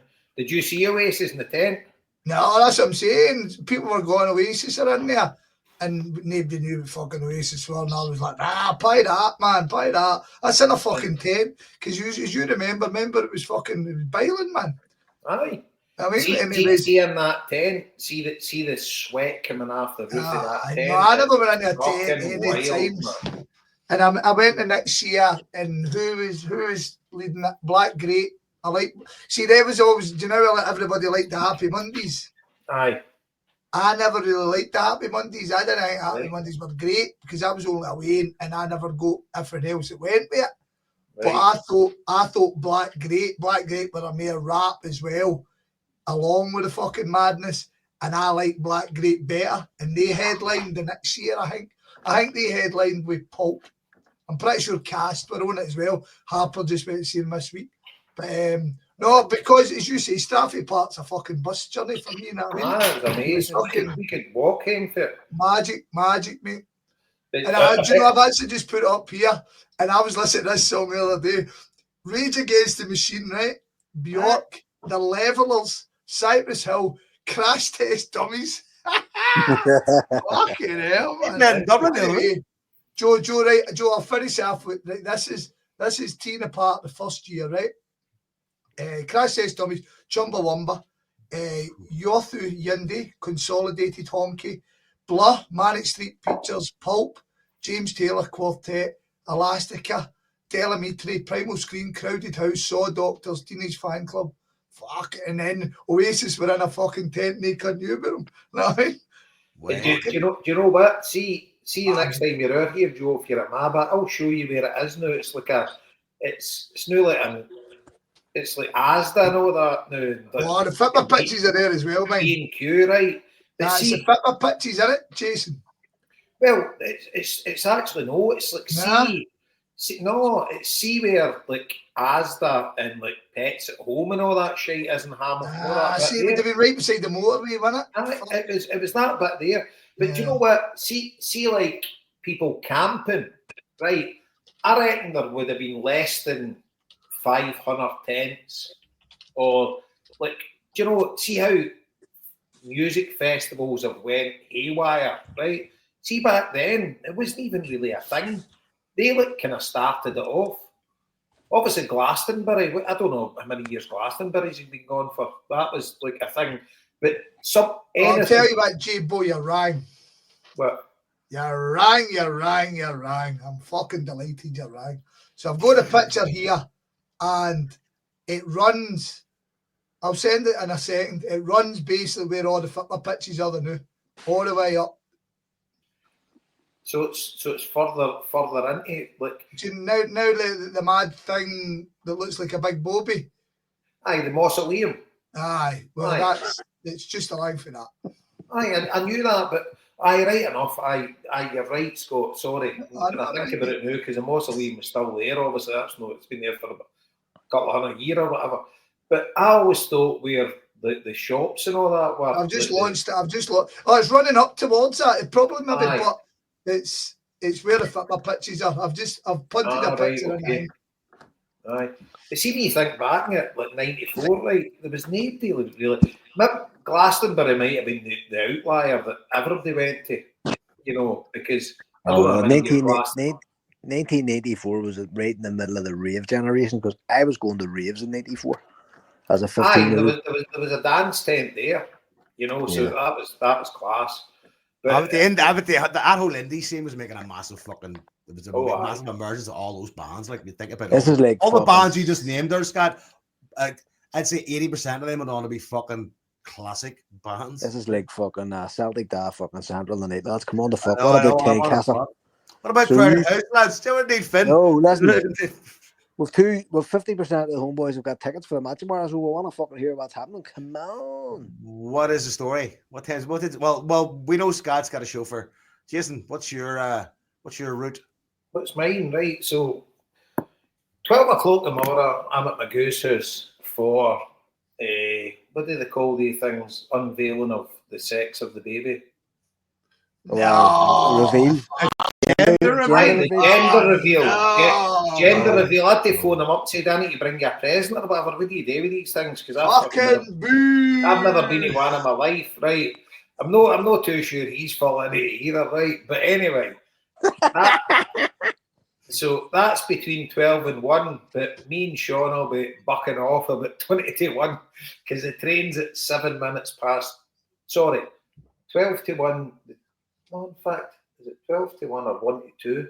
Can't mind because the train's at. I think the train's either at 6. What did I tell you, Scott? Is it 6 minutes past 2? The train? 3 o'clock, nah. No, it's back at 2.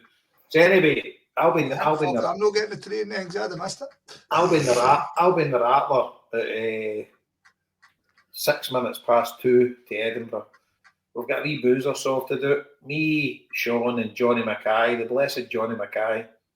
We'll be. Not get sorted, nah. No yet. Nah, I'm still trying. I've sent a couple of begging texts and I've not had any replies yet. But we're still trying, but it's looking fucking grim. It's tough, isn't it? Fuck me, man. They've only gave us about 7 tickets now, man. 570. Fucking brutal. It's so bad, man. You feel terrible for guys that go every single week and never miss a game. It's just fucking awful. I thought because it was you know what? I actually thought it was because of the telly, Scott. But Frankie McGuinness brought one of the curfews off last night at the house, and it's because Scotland are playing fucking the Wallabies at Murrayfield. Ah, right, there you go. See, I didn't know why it was fucking that time, and I just never questioned it. Aye, so there's a rugby game on. Scotland against, I don't know if it's the Wallabies, might be the All Blacks. Or Body wankers down there all quaffing their beers, watching the game, no bother. I mean, we turn up on a beer and get slapped in the back of the heat, you know what I mean? Aye, so they must not be able to buy law, because obviously it's just the other end of the railway track, isn't it, Murrayfield to Tynecastle. So, seemingly that's why we're late at night. I don't know whether that's true. Did you see Magoo's wee lad on fucking Facebook? Oh, looking for tickets? What age is Magoo's wee lad? Seems he's maybe about 9 or 10. So he's 9 years old. He's on Facebook going, any spur for Hearts, money's there. I did see it, aye. Fuck, I nearly collapsed laughing in the house. What the fuck? Like father, like son. You're saying that, Marty, right? But I mean, at least it's funny. Danny used follow that, like say like Spears on fucking, and just some people are just wired to the moon. Do you know what I mean? Like, and there was one saying the other day, it's my bird's birthday, looking to take it to Tynecastle, looking for 2 tickets. Must be together. Well, see when I text Seamus was away doing his tour. My mate Seamus, his thing is to go to every country in the world. Done brilliant for himself, fucking legend. See, goes to every Celtic game, home and away, Europe a lot. And he was was it Costa Rica, then Nicaragua, and I think he's back yesterday or something. So he's a major man for the tickets. So I text him and he's like, Tynecastle, any chance? He's like, what, you looking for 3 together? I said, I've got 3 in the second back row together if you want. I fucking like, fuck off you. What the fuck? Aye. So that's it. It's like, it's awful, you know, and you feel fucking terrible for the ones that go every week. And so Scott, how did, obviously you got it through your bus? Was it by? No, I never go through my bus, mate. I never get through bus. No, Corporato people with me, mate. I get so I think they're due 4 tickets for every game. But there's another guy who takes 2 off him, and I take 2 off him generally. But you know, once it gets tight, he goes down to 1. So obviously they can't only get 1, and usually this other guy takes it, but he can't make the game. So he's like, I'll tell him you want it. I was like, fucking right. So that's the only reason I go to it, because I'm out the fucking ballot for the bus now.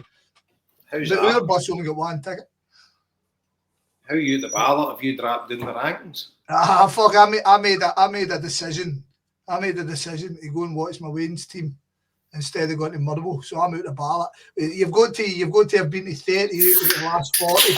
So the next one that comes up that counts brings me back up. So by the time we fucking play the Huns at the end of the season to win the league, I'll be there. Right, I got you. So I'm at 37 out of 40 then now. You need to hope then somebody doesn't go to you again, so that you jump above them. No. So I get you, because you'll keep going to all the games and then. Aye, so like, see, if we don't get more than 7 tickets, the game doesn't count. Do you know what I mean? So nobody gets a point for, nobody gets a point off. So next games, let's think about the game. Next games that probably count will be Dundee, right? Because we only get 5 for Aberdeen. Next one that probably counts will be Dundee. And see, if I go to Dundee, then I've got Kilmarnock for 2020. February 2020 comes off my record and puts me back up to 38. And then I'm back in the ballot. Got you. Don't get me wrong, that's a fair way of doing it. Yeah. It's fair, then it's no fair. How people can't, but however, see, to be honest, in this day and age, there is no 100% bang on way to do this. No, I know. And you know yourself, we'll be up there in the morning, you'll see folk that you don't see at games, and they'll just be standing there. Some guy with their missus and stuff like that. And you're like, Aye. never see you here. But it's just the way of the world. You know, Mate, I remember going to Ibrox. I remember that time I went to Ibrox. I went to Wands, and you're looking about you, and there's guys you know who have just paid a fortune for that ticket because they can, and you're sitting going, fuck off, fuck his piece, know what I mean? But again, like I said, I always felt bad about taking these tickets until you said to me, Scott, you go fucking everywhere. And I was like, aye, that's a fair point. Where the fuck exactly. I don't ever feel bad about taking a ticket. I've been watching Celtic for about 5. Exactly, man. You know, exactly. And it's like, but I know I don't go to as many games as some folk, and there'll be people that go to more games than me. Aye, yep. Well, that haven't gone. Exactly. I mean, the thing we say about Magoo, I laugh at Magoo. I think Magoo's fucking radio rental, but the cunt, he's there. He's there. You know what I mean? I mean, even wee Stephen. No, I mean, wee Stephen goes fucking everywhere. Hey, wee Stephen, Magoo. Really? Everywhere, man. Let me tell you a story about them. Hibs at Oh, here we go. Hibs at home in a few weeks. Where are they going to be? Go on. The last ever derby at Goodison Park. Oh. Will you be there? I'll be at Hibs. There you go. See, Stephen's now saying to Magoo, I think we'll beat the cunts. The old fucking Everton missionaries fucking worked his wisdom with Stephen. Oh, no, I've got. I tell you who else is going to be there. Faker. Is he? Aye. Oh, Sorted them out. How many's missing? fantastic. Superb. That'll be fucking electric. Is that his first time there? That's his first time there, aye. Fucking. See if it's his first time there. He's not getting them. Fucking hell. No. he texted me a while back, right? And so I love the cunt. He's a great guy. You know yourself. And he said to me, look, off chance, mate, any chance, fucking, can you do this? Blah, blah, blah. So I made a few phone calls and so I bought 4 tickets. So I text him back and I says, I'll go to the tickets. He's like, you're kidding me on. I says, no, I'll go to 2 tickets. Is that right? And then Magoo said to me, Stevens asked me to go down to the game. So I can't believe I'm not going to it, to be honest with you, right? But as I've said, I've got one team. No, seriously. I'm laughing in an affirmative way. I'll tell you another thing. See, Mick Jones, young Michael Jones' dad, Mick Jones and Steve Parker are coming up to the Hibs game. They're not even going to the derby. They're coming up to watch it with us. So they're coming to the game with us. But so we're fucking just getting out of the way in case you get doing. Well, you would think you would think the last ever derby, but they're like, fuck it, you know, fucking no bother arse. But they're coming up. Steve Parker's fucking selling daft now. Since he started coming up with Mick to the games, he's fucking half his nut now. He's fucking never been to see Celtic in his life till about 2 years ago, guys, and he's coming up to 60. Mad Everton fan, fucking lunatic. And see the thing is, Jason, to be honest, right? When you're so hard into your football, and then you go and experience another different but equally fantastic football experience, it grabs you by the balls. It's the same as me and you when we talk about German football. You know what I mean? We love it. We love that whole German fucking power.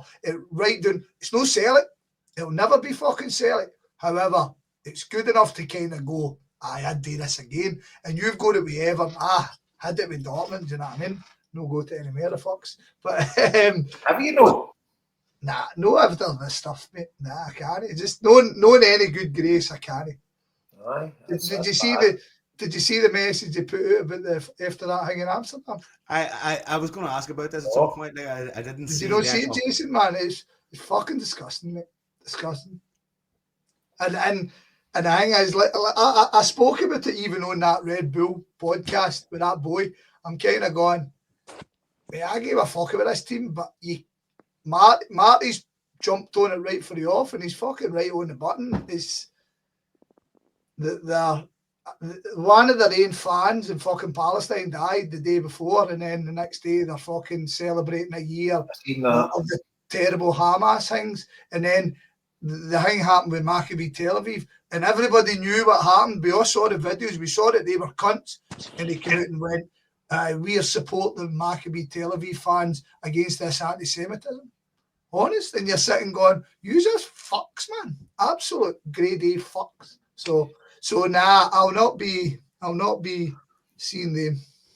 It's horrible. And see, when I see Sam Pauly strips, now I get the bulk.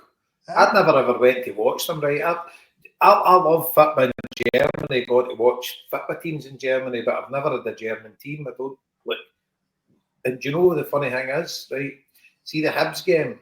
I've got to get me and Linda met a couple in Puglia a couple of years ago, guy Benji and his wife Andrea. And he's a Bayern Munich fan, but he lives in Stuttgart. And he's coming here, and I'm taking him to the game. And I've never broached that subject with him. But he's a cool guy, and he's like very kind of similar to us, you know.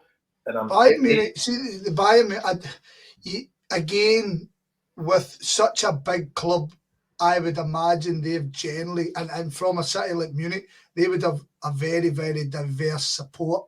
Do you know what I mean? Yeah. I think they would have left, right, up, down, fucking left. However, their ultras for a long time have generally been on the right of fucking situations. They're left wing, they're ultras. Huh? They're ultras left wing. Yeah. Yeah, definitely. Yeah, that's sorry. I mean, right in terms of right. Do you know what I mean? Correct. They've always been on the kind of, for me, the correct path.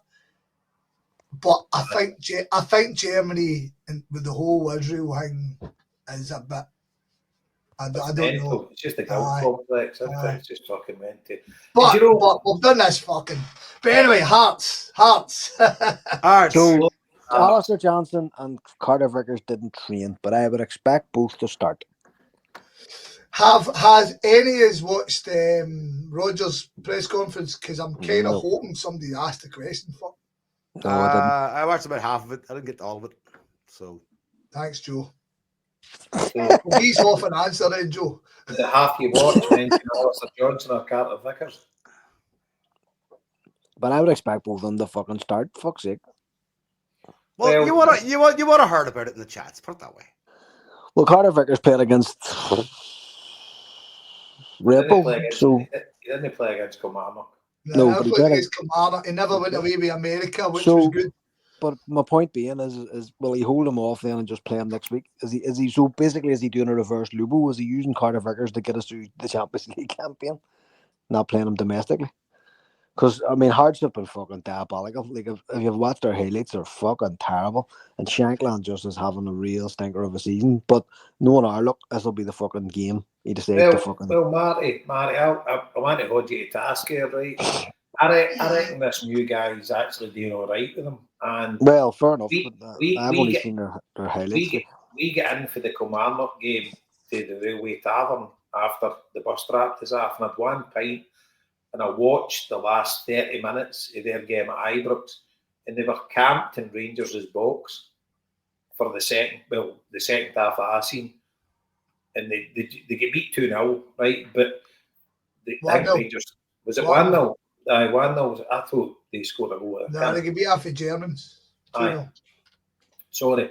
But they camped in their box in the second half, and they were excellent. Not that the Rangers are that good a side, but they played really, really well. And I think this new manager they've got, I think he'll turn them round. I think he'll do well for them. And obviously they've signed that new deal now with the Tony Bloom's mob. Yeah, well, that's incidental. The new, that's not going to make it up. But the fact is, as you say, Jason, right? So he got appointed. They get beat off Aberdeen 3-2, and he got appointed on the 15th. They went and battered St Mirren 4-0. They beat Ammonia 2-0. They drew 1 each with Hibs. They beat 2-1 off of Kelly. They beat St Johnstone 2-1, and then they get beat 2-0 off of Heidenheim. By all counts, they were the better team. I watched it, Scott. They were brilliant. They should have scored about 3 or 4.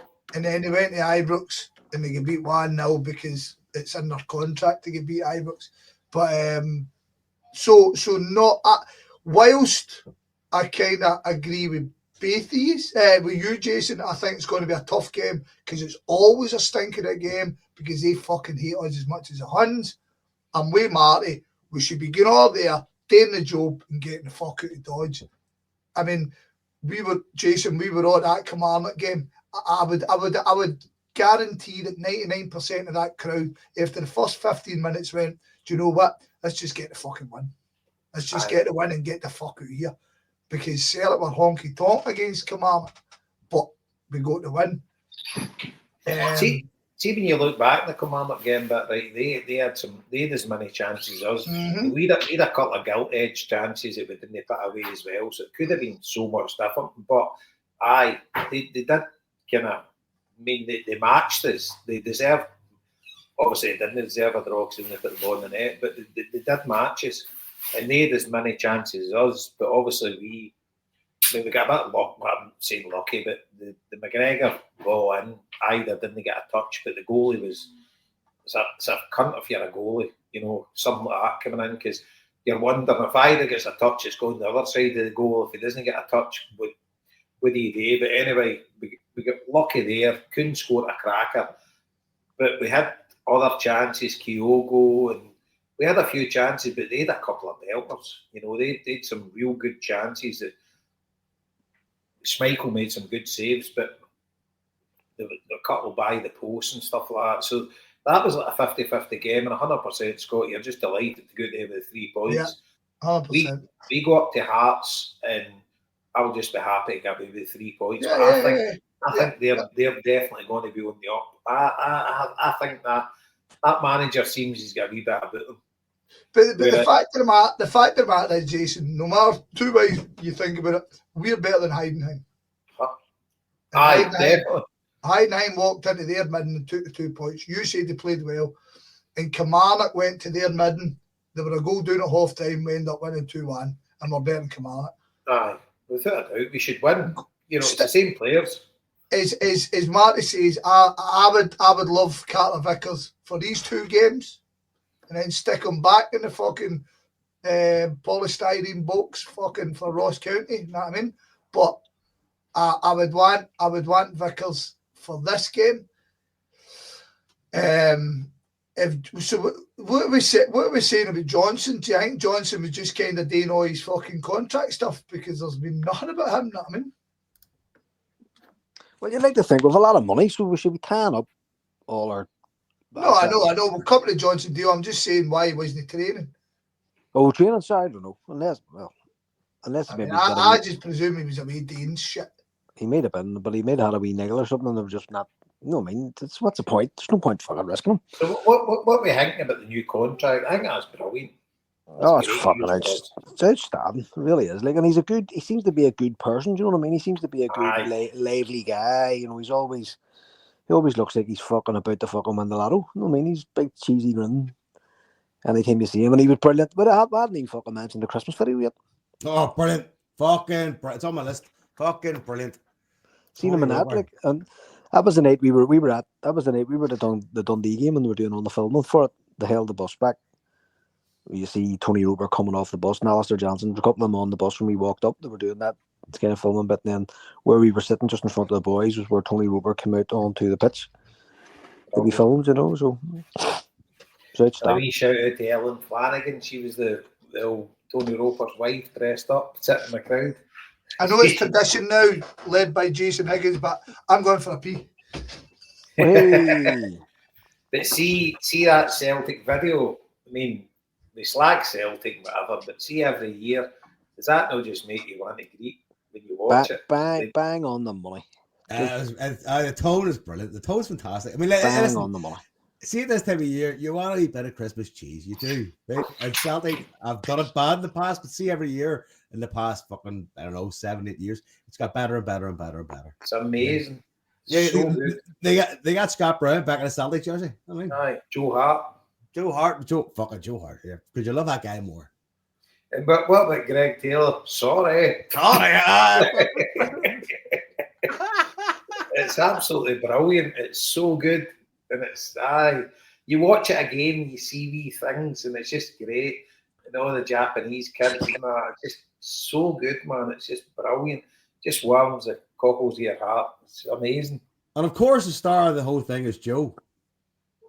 Tony Roper's just fabulous. Like, Right? do you know what I mean? I mean fucking Joe. Like, it had to be Joe. Like, I could fuck Tony Roper. Oh, he had to be Joe. Aye, he had to be a Joe. Like, Yeah, fuck. As well didn't ask you to do something. I'd have fitted the bill, no fucking sweat. you fat cunt. Fuck's sake. By the way, folks, just to let you know, what time's it now? How long are we on? It is now. We've been on for an hour and 50 minutes. Okay, so look, over the last hour and 50 minutes, Pardon me.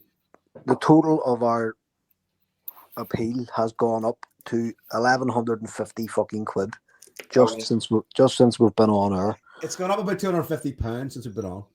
So thank you so much to everybody who has been listening and has decided to chuck in a £5 or a £10. There's one donation in there for £100, which is unreal. That fucking maniac Shawnee over in Boston has banged in 50 quid too. So look, total appreciation for you. That's unreal. Really is unreal. That's also, we're a third of the way towards our total of £3,000 already. You know, so. And a big thanks to Marty Geldorf, to be honest with you. Give us your bloody money. Give us your fucking money, you fucking cunt. Just to give you a bit of kind of worrying news. So, you know yourselves, guys, you all have wee house parties and people leave a bit of beer here and there, and every now and then you'll get to a point where you're just kind of going through the remnants that people left. Well, this was quite a while ago, and I'm kind of getting to the bottom of it. And I have to say, somebody brought a 0.0 beer into my house. The fuck is happening in this world, You need man? to fucking punt him out. See, Yeah. I had a friend do that at one point, and I said, "Listen, He's not your friend anymore." I know, but I keep sending him pictures of it in my fridge, going, "Never, never." Do you know what, Scott? I'm actually contemplating tomorrow bringing the can coat out of retirement. Oh, Jason, man, where's my Jason, guitar? ever since I says I wasn't coming with you, you've just kind of shot my head by saying we're getting free beer. I'm looking, I'm going to dance on my head. Fuck. I've got a new wee Got winter the jacket. got goats on the road. Got goats on the road. A new wee winter jacket I was going to wear, but do you know the can coat is like, it's got happy memories. I think Marty's seen it. I've got a jacket, right? I bought it. I'll tell you where I got it for Liam. Do you remember Liam has his days? Liam will remember this jacket from his Union days. But I was in the Union Berlin shop to buy my usual duck and scarf and right? And they were doing a range. What the fuck is happening? They were doing a range of clothing, and it was basically green, white, and gold, or green, white, and orange. So I went and bought this jacket. It's like a big tricolour, a sideways tricolour jacket, right? And I fucking love it. And I wore it to Kilmarnock, and I fucking reached up and I realised there was a big rip for fucking one bit right down my oakster, right down the side. I was like, fucking hell, man. So I gave it to my mum. My mum went and got it fixed for me. And I've since found out that my ma thinks that it's bloody awful looking, and my missus fucking hates that jacket. So Are they all calling it that fucking jacket? that fucking the jacket. Do you know, see while you're on about jackets here and we're talking about hats away, etc., should you know wear the little jacket?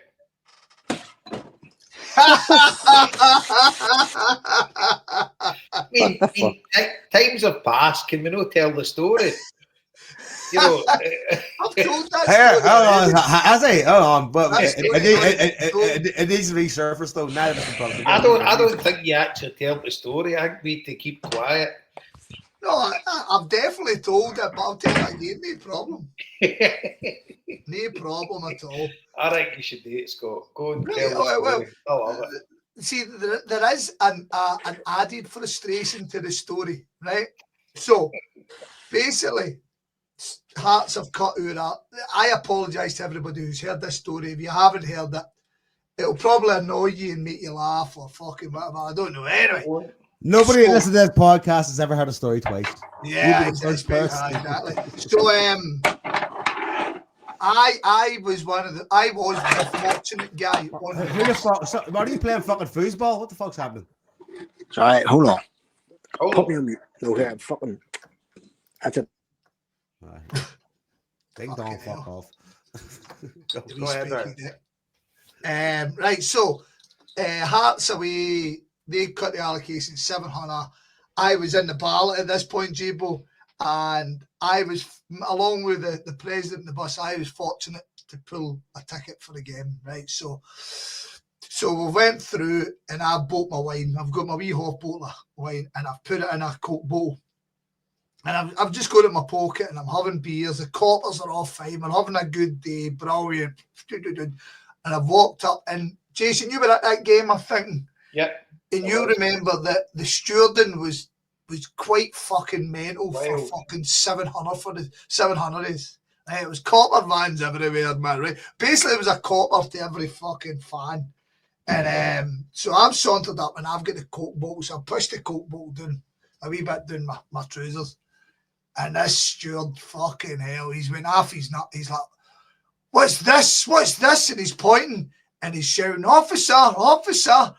And I'm going, oh, fuck off, man. And he's going, officer, I don't know what that is. That could be a weapon. I think that might be pyrotechnics. And I was like, so I fucking pulled the bottle out, and he's like, what is it? And I was like, it's a bottle of cola, my man. And he's like, officer, officer. And the copper's stoned, and the copper's embarrassed by this fucking clown shoe. And he's going, right, well, why have you got it there? And I was like, because you'll take it off me. Yeah, of course I'll take it off you. I mean, why do you think you can get in the game with this? Why have you got it? And I was like, because the cola in there's crap, my man. You know it's crap. I'm just going to drink it again. And he's like, I don't think that's cola. And I was like, what is it, a pyrotechnic? And he's like, that seal's broke. Officer, officer. And he shouts at a copper, and he grabs me. He would have think he was doing a citizen's arrest. And he fucking went, now, was that bottle of cola worth the gain? He takes the ticket off me and fucks me up. And I'm like, are you fucking kidding, man? Eh? So I fucking made a cunt of this. I'm devastated, man, right? So I'm sitting on a fence. Then I've got this fucking arsehole woman coming up and going, how do you know again? And I was like, I tried to get a baby in. You could have gave me that ticket. And I was like, aye, that's what I would have done. I was just to walk up here and give it to you, you fucking clown shoe, right? So anyway, I've got a few drinks in What a day already. Fuck me. Right? No, but Joe, see, Ori, you could have given me that ticket. Aye. Fucking, I could have given it to some kind of light. I know you fucking. Got a set bar to it. Who the fuck knows? So for those who've been to Tynecastle, as you walk round past the wee bowling green thing, there's a wee bridge, and you can go under the bridge before the game, but after the game it's all secured off. So I've come up with a plan in my head. I'm going to try again the Hearts end. Right, so I've walked up, and at this point I've got a Celtic hat on, a Celtic jacket, and a Celtic scarf. So I've taken the Celtic scarf off, I've wrapped it round inside, so I've just got the jacket on, and I've put the hat in my pocket, and I've walked up, and I'm trying to get a couple of charity shops, right? So I'm walked by, what the fuck is that pub? Tynecastle Arms. Walked by the Tynecastle Arms, and amazingly, the two guys who run our bus, who drove the bus, was trying to get in, but they weren't letting them in. So I've walked down, and I've tried to get into a charity shop, and the charity shop's shut. And then I went to an Aldi, and sure enough, Aldi are doing big fucking working jackets. I think like 15 quid, and I was like, right, perfect. So I fucked on this working jacket, and I've walked around in the Hearts End. So I'm in the Hearts End, and I'm fucking cuts again, and I was like, lads, you'll never guess what's happened. I forgot my season ticket. Can I just pay in? And they're like, what? Can you not go and get it? And I was like, no, the fucking game started. Just like that. By this point, Celtic are already 1-0 up. Right? I've heard the go. So I was like, I'm missing the fucking game. And the guy's like, no. And I said, well, can I not just give you 40 nick and you could just let us in? And sure enough, I don't know if it's a fucking remit. Officer! And I was like, for fuck's sake. Anyway, I've walked away from him. And as you're walking down Gorgie Road, between the Celtic Way entrance and the Hearts entrance, there's a wee Ducat down as well. So I've started walking down, and 4 stewards have come out the door and they've just started laughing. So they must have fucking videoed or radioed round, right, that this fucking Dual is coming round trying to get in. So anyway, they started laughing. They were shaking their head, and I was like, right, fuck. So I walked by the Tynecastle Arms, and sure enough, there's nobody on the door. Like, fuck, I'll just jump in. I'll just jump in and watch in here.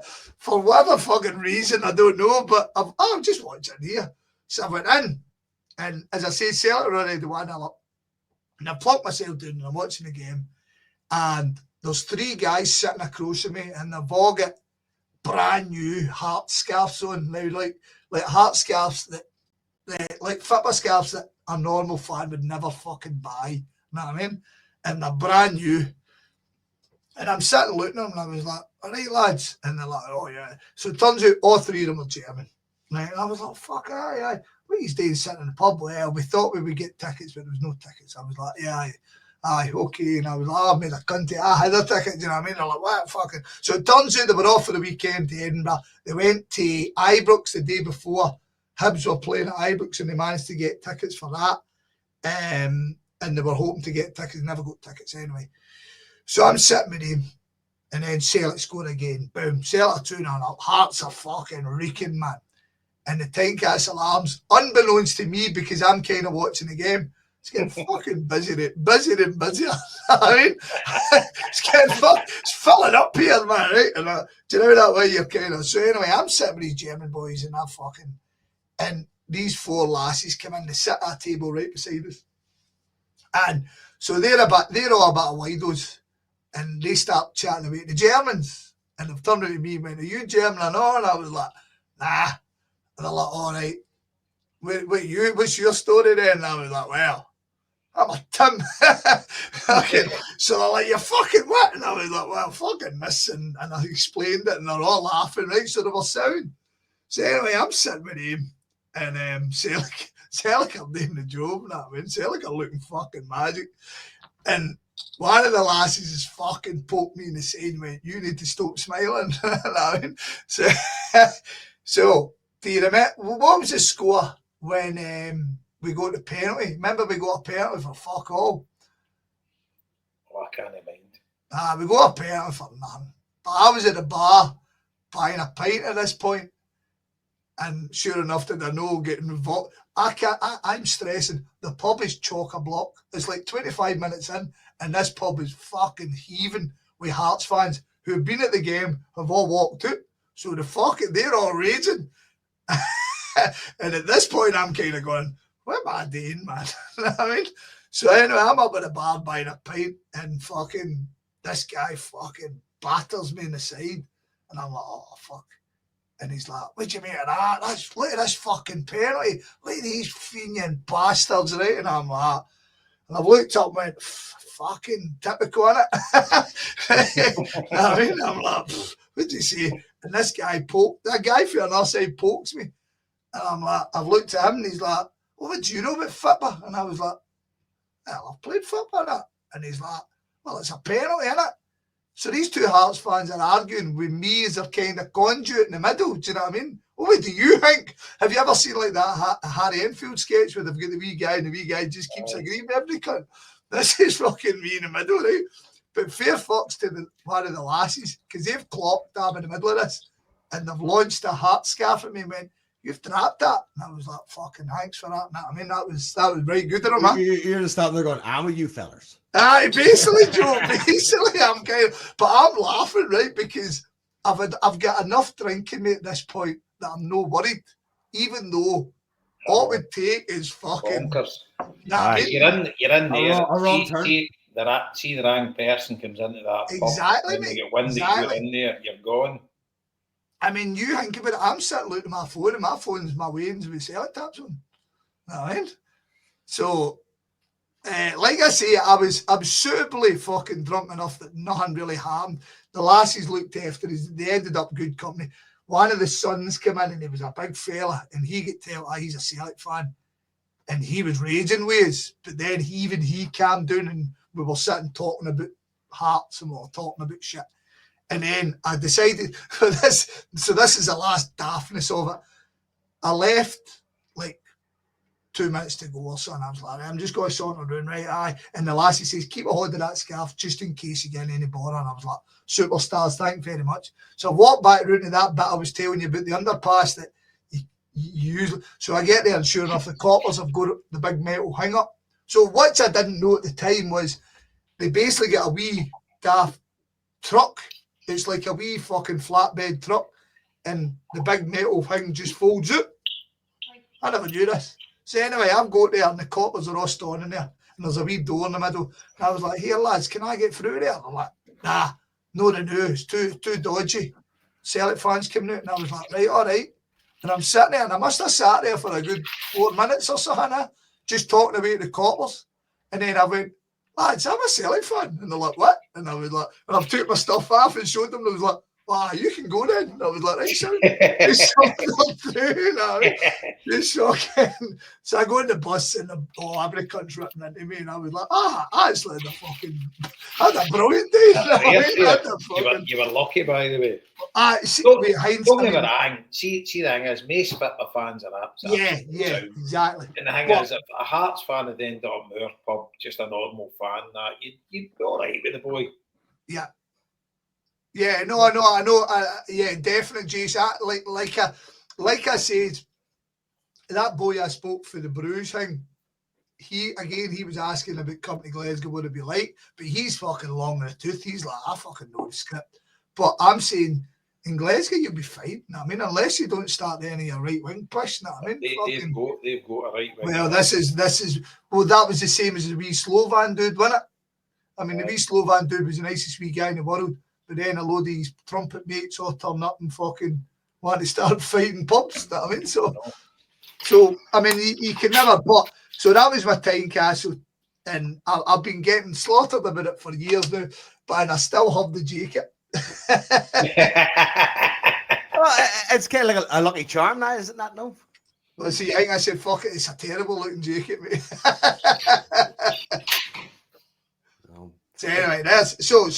To get back to the game, the irony being, I don't really know what we're up against now because I've not seen any of theirs. Because I don't do my room 1-on-1 like until the second half of the season now because I've already done Hearts. So I don't know what kind of football they play. I don't know who's start. I mean, is Shankland even still getting a game? Because surely under this form, he must be due draft, no? Yes. I couldn't tell you, but well, Jason's a man here, isn't he? Because he's fucking watched them. Well, aye, but I don't think there's any danger in getting drafted. And he's still putting himself about and doing what he does. You know, the ball's not getting in the net for him, but he's still a class player. How does he know? I know. I mean, I watched him coming on for Scotland. I was like, what the fucking play? You'd have been better at putting on Daniel Cummins. I would say they're getting beat, right? 1-0 off the hands, right? But they've beaten Ammonia and Nicosia, right? Conference League wins. I mean, they can't be that bad. But Joe, come on now, right? Ammonia and Nicosia fucking were managed by Neil Lennon. And I don't say that lightly, but I know, but a European win's a European win. Do you know what I mean? No, I understand that. But we're talking about us going to. It's going to be a tough game, as it always is. But let's be honest about it. Celtic should be doing the job, especially this season. I think our only concern should be injuries. At the end of the day, ahead of Bruges. Really, that's the only concern I really have. Right. Well, but let's get the brass tacks in, right? Yeah, I'm going for a P. 2 seconds. What team are we playing? I've just been talking for about 10 minutes and I realised Joe had put me on fucking mute. You said Joe put me in fucking mute. So I forgot. No, I forgot. That's what I'm saying. So it's your fault. So why are you calling him Joe? No, stop bullying people, man. I'm not. I'm just saying. Fuck's it, calm down. Jesus, you can't do it. 21st century now, Marty. You can't bully people anymore. No, No, Joe. He's looking at that jacket and he's getting himself into a rage and he just wants to take it out and some cunt. So it's my fucking turn. Me, I'm 3 Here. years and I'm fucking as Scott- far removed from rage as you can get. Scott, we're gonna need a picture of the jacket, so we are. The jacket, right? I will have the jacket on the social media tomorrow. Get the jacket up. By the Who's the way, fuck? I'll tell you right now. The jacket.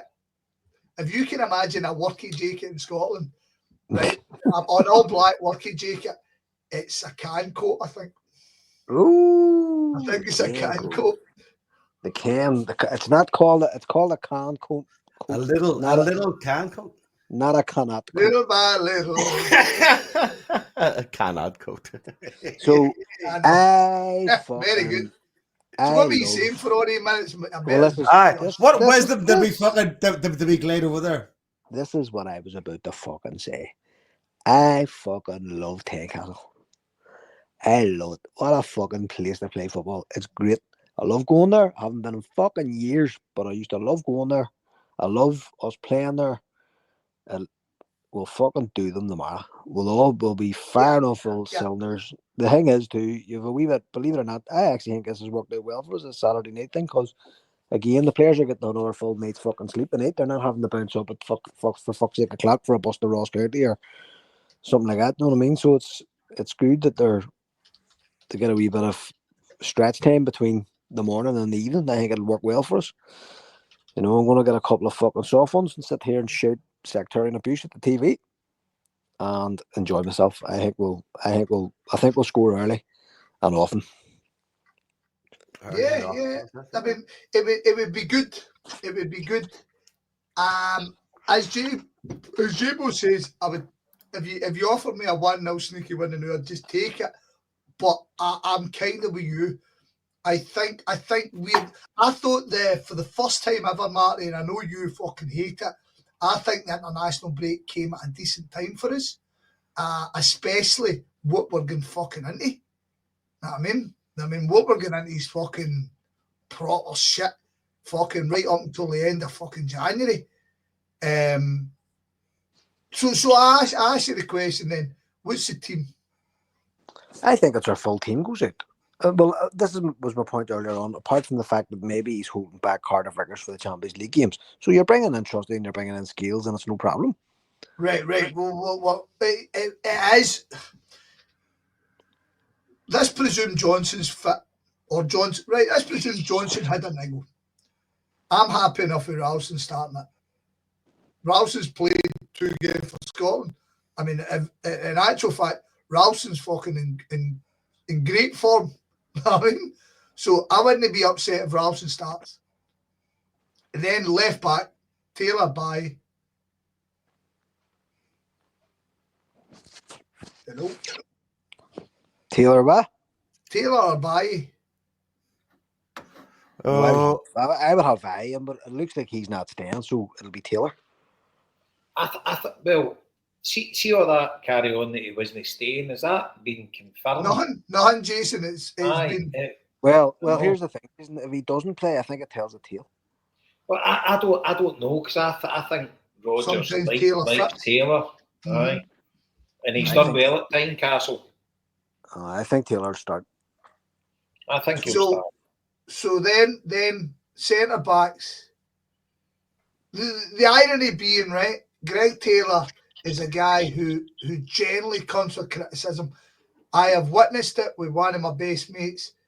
He almost waiting for him to fucking rang.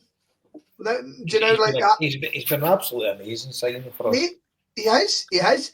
And see the fact he's no signed a new deal yet, still kind of makes me think what's happening. But anyway, if Taylor or Baye starts, I'm happy. If Johnson or Ralston starts, I'm happy. Trusty has proven, I'd say a shitload of people rang. I mean, we were all kind of the opinion that he needed to get games to prove what he was worth. However, the big boy's looking the part. He's looking like our future centre half for fucking years to come. I love him right now. He's looking great. His height gives me so much confidence. I'll tell you what else. He went down against Leipzig and he took a sore one, definite. And he did not want to fucking come off that pitch. Love it. Fucking love it. And then if Carter Vickers, if you want to give Carter Vickers another day, I'm happy enough with Scales. I think this will be a game for Scales. I can see Scales, but I would rather have Vickers playing. And then comes to midfield. Midfield's a big one. So Kuhn will play, Maeda will play, and then up front, Kyogo. What goes in the middle? What goes in the middle of the park? Hatate? No? McGregor? Callum McGregor for a start, right? Definite. 100% Hatate and Callum McGregor. Right. And Engels will go in. That'll be a 3. Bernardo come You on. think Engels will get in there?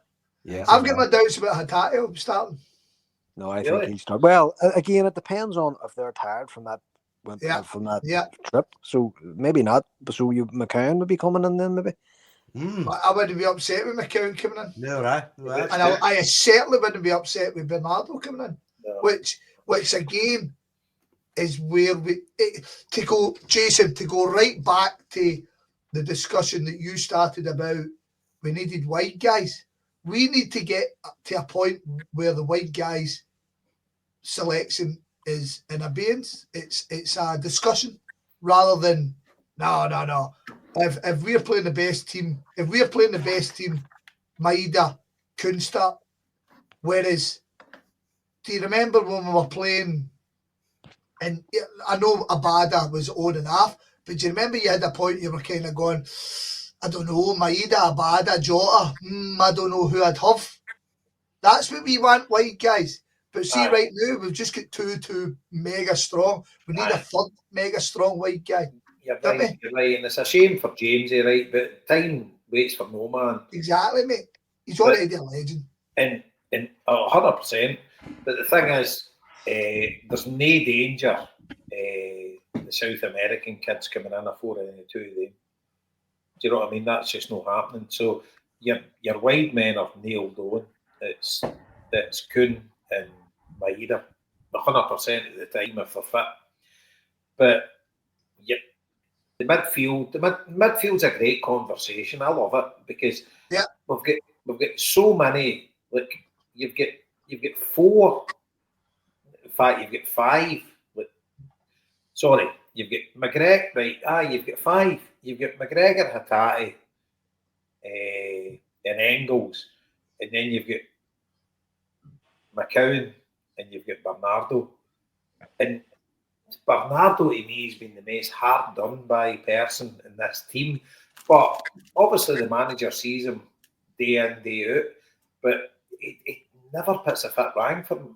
Obviously, it does put a fit rang every now and then, but he's class. He's an absolute class player. And I think once he gets into the team, I don't think you'll remove him for the team. I think he'll be the next Matt O'Reilly.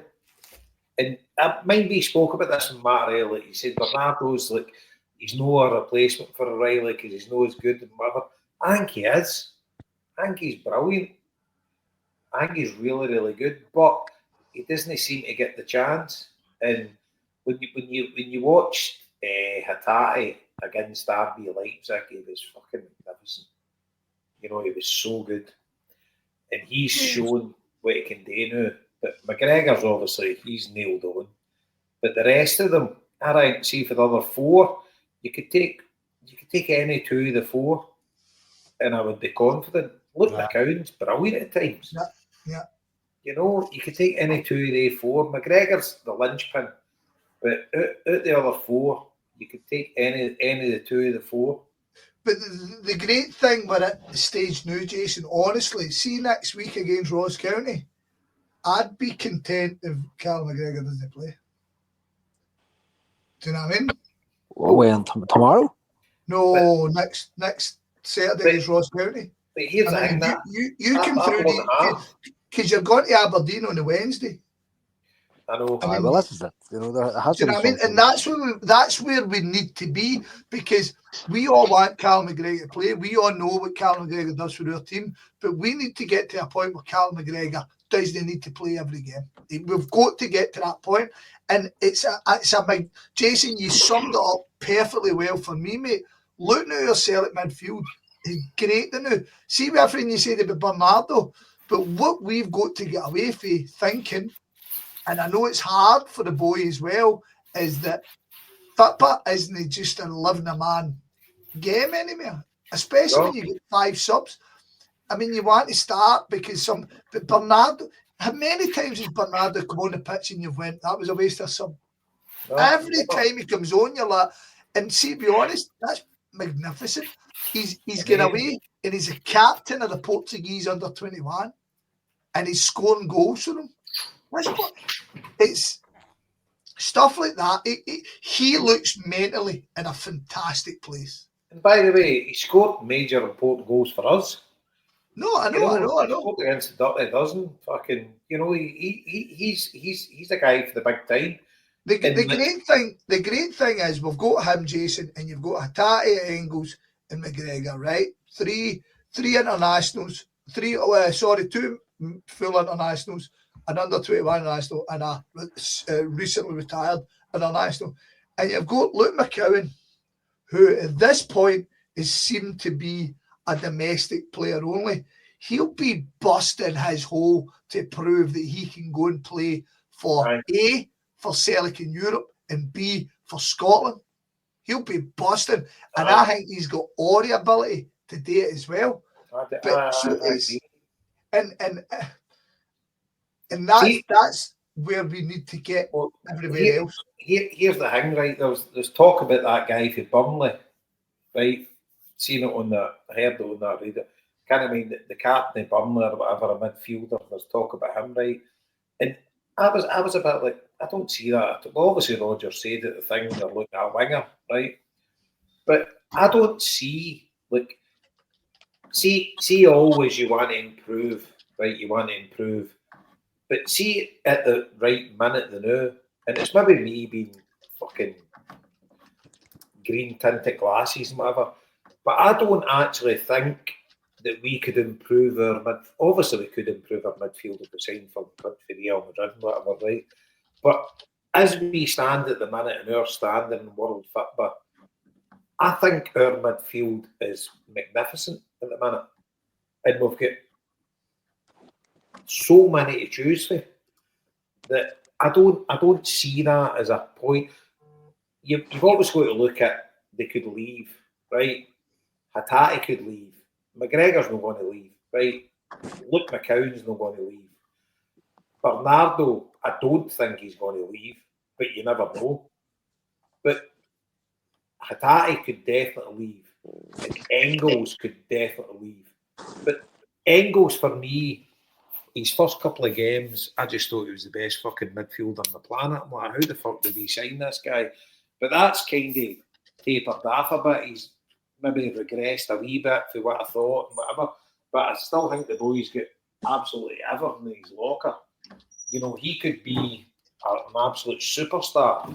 But for what I thought he was going to be at the start to what I think he is now, I've kind of tapered my ambitions for him.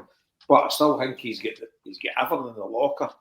But am I being daft saying that I don't think we could improve our midfield? Or it wouldn't even be good to try. Well, we don't need to do it in January. There's other priority positions, but there could be bids coming in for fucking players in January. Yeah, that's what I'm saying. That's my point, Marty. But that's what I'm saying is if we sell them, it's obviously going to come down to what's the decision Rodgers wants to make. Does he think that we can do without one of these fuckers and let him go and bank the money and spend it in the summertime, or would Rodgers go back out again straight away and buy another midfielder to keep the numbers up? Well, lads. Yeah, I mean, something we're kind of forgetting what we've been like with this boy Lennon Miller.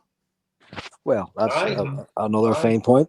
And I see, were we linked with Christian Eriksen? No. Paul Parker, the former England and Man United player, said that if Eriksen was set to leave Man United, which has been the talk, then a move to Celtic would be a no-brainer for him. That's what he said. And I was actually, Christian Eriksen in the summer said that he's going to keep playing football until he can, be it in the park or whatever. And I remember in the summer going, by the way, I think Celtic should be touching him the new, because I think Eriksen would be a fucking great one for Celtic. Going back to our previous discussions about, do you remember we always spoke about bringing that experience in up front? I think Eriksen would be great to give that bit of class. Do you know what I mean? That somebody who could come in. However, where we are sitting now, what we've got in midfield, I would be more inclined to go to the Lennon Miller route. Obviously, Eriksen's 15 times a player Lennon Miller is now, but Lennon Miller's a future, Eriksen's a past. You know but the thing is, Scott, with the money to do fucking both. No, I know. But Lennon there's no Miller point in bringing somebody in not to play him, Marty. So, well, here's the thing, right? Lennon Miller, let's go into that. Would you be keen on signing him in January and just getting him back to Motherwell? Yes, 100% for another season and a half, or somewhere else. Get him down to England. No. Keep him at Motherwell. Plays every week. You send him to England and they start dropping him and stuff like that. And his heat goes down. Yeah. Motherwell is. See, Scott said a season and a half. I would be into that. Because I'll tell you one thing. See if we don't sign him now and he leaves and he's a success wherever he goes, we're never signing him. Exactly. Here's how do you remember one time I proposed a deal for Declan Gallagher and all the arseholes all called me a dumpling because it never ever happened, and then Everton done the fucking same deal a week later. But anyway, this is how I would do it. I would be purchasing him now, right, for a basic fee of 2 million plus add-ons, right? And I would loan him back for the next season and a half. And if he never hit targets at Motherwell set by Celtic, then Celtic would just relinquish the deal and he would stay at Motherwell. There's how I would do it. That's a fucking waste of £2 million. There's no way Peter Law's going to put a deal like that. But I tell you, it's a gamble. And the thing is, you're gambling on that bike. That boy's 18-year-old, Marty. I know, but he could break his leg tomorrow. Do you know what I mean? That's sort of thing. Marty, he signed a player at 6 million. Arne Engelsgaard broke his leg tomorrow. No, I know, but that's my point. At least he breaks his fucking leg. It's never going to happen, Marty. That's just me. Because I'm a fat cunt sitting on the radio talking to you. Scott, I'm not adverse to that. Do you know what? See if you went to Motherwell, right? Make it happen, J-Bo. You're in Motherwell now. See if you went to Motherwell and said to them, right, we'll give you like a 2 million quid no risk gamble. But if he progresses to what we think, we'll pay the 3 million at the end of it. We'll put another 2 million on top of it at the end of it. See if it doesn't, we'll just rip up the deal. Yeah. You've got 2 million quid. Do you know what we're doing there, J-Bo? Do you know what we're doing? And each one of us are old enough to remember when the Italians were all buying half a contract. Aye. Remember, guys, we've signed him for half a contract because we know he's a good one. And see with Disney, fuck it, we'll just.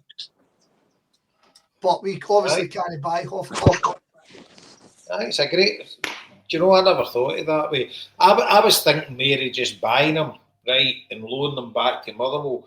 But I would like him to have another season at Motherwell. Yeah. To challenge play. him. Aye. Get into Scotland. You know what I mean? Shows what you're worth. Because we don't want the boy to go back and kind of just think he's Billy Big Balls, which I don't think he is. Everything I've heard about him seems to be mega positive. I've listened to a few podcasts and that with him talking and that, and he's Ellie's pal, his brother, you know, and he's like a lovely kid, and just like totally.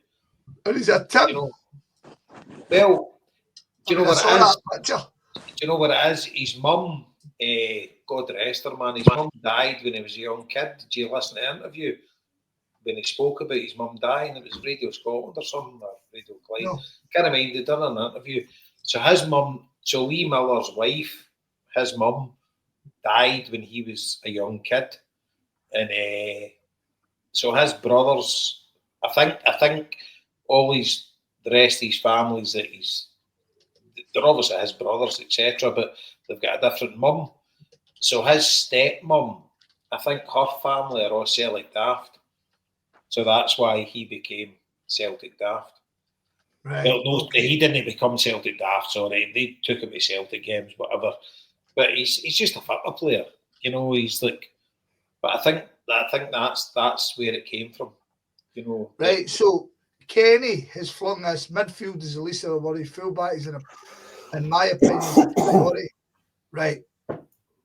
My answer to that, Kenny, is the opportunity seems to be here right now, and it's got to be. It's no go. I mean, it seems like people are looking at him this summer. The Motherwell fan Mitch I was speaking to seems to think he'll be away next summer. So we need to make a decision now. Aye. And this boy is the future of Scottish football in terms of midfield. Now, I agree with you. Fullbacks, certainly another left back seems to be. However, if you've got something fucking facing you, you need to make a decision, and we don't want regrets. So there's my opinion on it.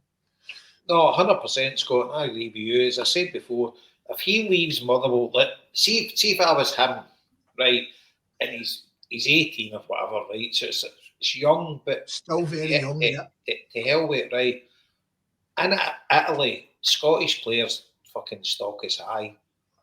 They've seen what they've all done, and I'm sure there'll be a ton of teams in Italy looking at him, because you've seen what Lewis Ferguson's done, that fucking Billy Gilmore's doing, McTominay's doing, and there's other ones that's went over there. Alan Hickey, what he done, what fucking Doig has done. Aye, and they'll be saying, fucking, we can get this guy for a song here, So there'll be teams over there who'll be looking at him, and maybe not so much England. They're fucking snobby. They'll be looking at South American markets and whatever. But there's definitely opportunities there that there'll be teams coming in for him. And see, once he goes there, like imagine Celtic trying to sign Lewis Ferguson now. You wouldn't be signing him for. Obviously, if the boy hopefully gets fit and starts making. He was Bologna's best player, with their best ever finish in the season. And they get injured near the end of the year. If you went to sign, he was going to Juventus, I think. If Miller goes out to Italy and he goes to like a provincial team or whatever, somebody like, I don't know, even your Atalanta's a provincial team, but they're fucking chance of winning Scudetto. But like, if he goes to a team that's sitting in the middle of the Italian league and is a bomb, there's no chance we'll ever sign him again. Ever. It's gone. Yeah. It's totally gone. And so for a $4 million gamble to sign a homegrown player that could be the future of your club, I think it's the money we've got in the bank, it's got to be worth it. And I think we do underestimate the whole homegrown thing. Aye, because you need to have them in the Champions League. And we should, Marty, you've always been an advocate. We should be signing the best players in Scotland. Yes? No? Ding Dang too. He's not there. He's disappeared. Right. Right. But so, have we got to talk about Club Brugge? That's what I was going to say, Scott. That's what I want to go on the next thing. I haven't heard your podcast, but I will check it out tomorrow. It's absolutely it's good. It's good, man. Joe, it's good. Without blowing smoke up your ass, right? You do an amazing thing with these podcasts. And I know some Celtic podcasts have copied you now and they've done all this. You were the first one to do it, right? Let's get that out there. Scott McCorry was the first person to actually do Room 1-on-1, and loads of them have now jumped on the bandwagon and started doing it. But at the end of the day, a gang of fucking drunken fucking idiots here, Scott McCorry, took it on himself to go and do it, and fair play to you, mate. You do a brilliant job. And see the research you do beforehand. And by the way, it's not a 10-minute job. You're actually fucking properly clued up in that club when you talk about them to the guy, because you obviously do your reintroduction that, then you give him say, "Give a minute," and then you get into stuff, and you're like, "Fucking hell, man!" I'm like, stuff you know with these clubs. It's fucking. It's about my Independiente podcast that time. You know even as much as I do about Independiente. Exactly, mate. Aye. But you totally put your heart and soul in it, and it's absolutely brilliant. But for them that's no listening, get on it right now. The room 1-on-1 with Club Brugge guy, and the guy is an absolute gem, man. But I could listen to the guy all night. It was first of all, Jabo, thank you, and thanks to Marty and Joe, because you are always very generous. So, and I'll be honest, it would be you guys saying how much you like it. I mean, even Harper always says to me, "Scott, that was excellent." So it's because we honestly we don't really get that many hits on it, but that's not why I do it. I enjoy it. I like it. This guy, it's funny to put a wee bit of backstory. So I sent a message to a thing called the Clocker podcast, and I said, "Would any of your guests speak English and be willing to come out of a pod?" So eventually they text me back. I'll tell you when they text me back. They text me back on the way back from fucking Dortmund when I was sitting fucking sick as a parrot. But I was like, "Oh, that's good news." So we kept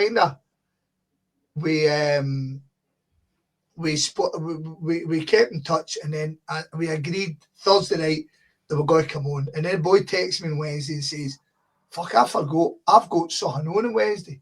And I was like, "Well, don't worry about it. We'll put it off to Sunday." He's like, No, I've got this guy. This guy is a proper fan. That was his words to me. And I was like, "Right, fuck, all right." So anyway, I got this boy's number and I sent him a text. I heard you're interested. And he says, "Yes, I'm interested. But tell me, how many followers do you have? What channels are you on? How long will the podcast?" He asked me about 15 fucking questions. I'm like, "Who's this fucking walloper?" You know what I mean? So I tell him, and I was like, "Fuck, this guy's got to be hard work." Turns out it's just that's just his. It was brilliant, man. He was a proper support. He was a proper football fan. I mean, I've said this to you when I do these podcasts. It's nice to get a journalist because they can give you a broader view. But I like talking to a football fan who's got a heart for it. See when it went, Jason, you've listened to it. See when it went on the rant about where the club used to be. It was brilliant, wasn't it, man? It was brilliant, man. What about when you asked him about, is it safe to say that, I can't mind the guy's name, but I put it on our text, is it safe to say he's a club legend? And then next thing he went on a fucking... He went on this big rant, aye. And at the end of the day, he says, he's a club legend. I was like, fucking get in there, son. He's like, we are now the biggest team in Belgium. We always played second fiddle to Anderlecht and Standard Liège. And I didn't know that Standard Liège came for the Wallonder end. But we'll go back to that with Liam and all that, saying that it's all just mixed. It's all just mixed. They all just speak fucking Flemish, German and French. It's all just... Is it fuck? It's totally split between the country, as I sent in that map. And all Bruges fans speak Flemish. They all speak Dutch. Well, it's Flemish, but it's a dialect of Dutch. He actually... Anyway, Liam, that's... Get it up you. Anyway. Liam's getting the tent tonight. Fuck me. It wasn't me, Liam. It wasn't me. It's usually me, but it's not me tonight. But the point of that was I didn't realise Standard Liège were for the Wallonder region, which is... But anyway... See, I would have liked to have spoke to him a wee bit more because I had some general, but we done an hour and I enjoyed it. I thought it was pretty good. The European guests are always good. Generally, they're always good. I mean, remember that Atletico Madrid fan? No, what scunnered me about that? I think we only get like 170 views, and I was like, that cunt was fucking dynamite. I know. But so good, man, so good. It's like, can't believe more folk don't listen to it because obviously he didn't get into any great detail about the game next week, etc.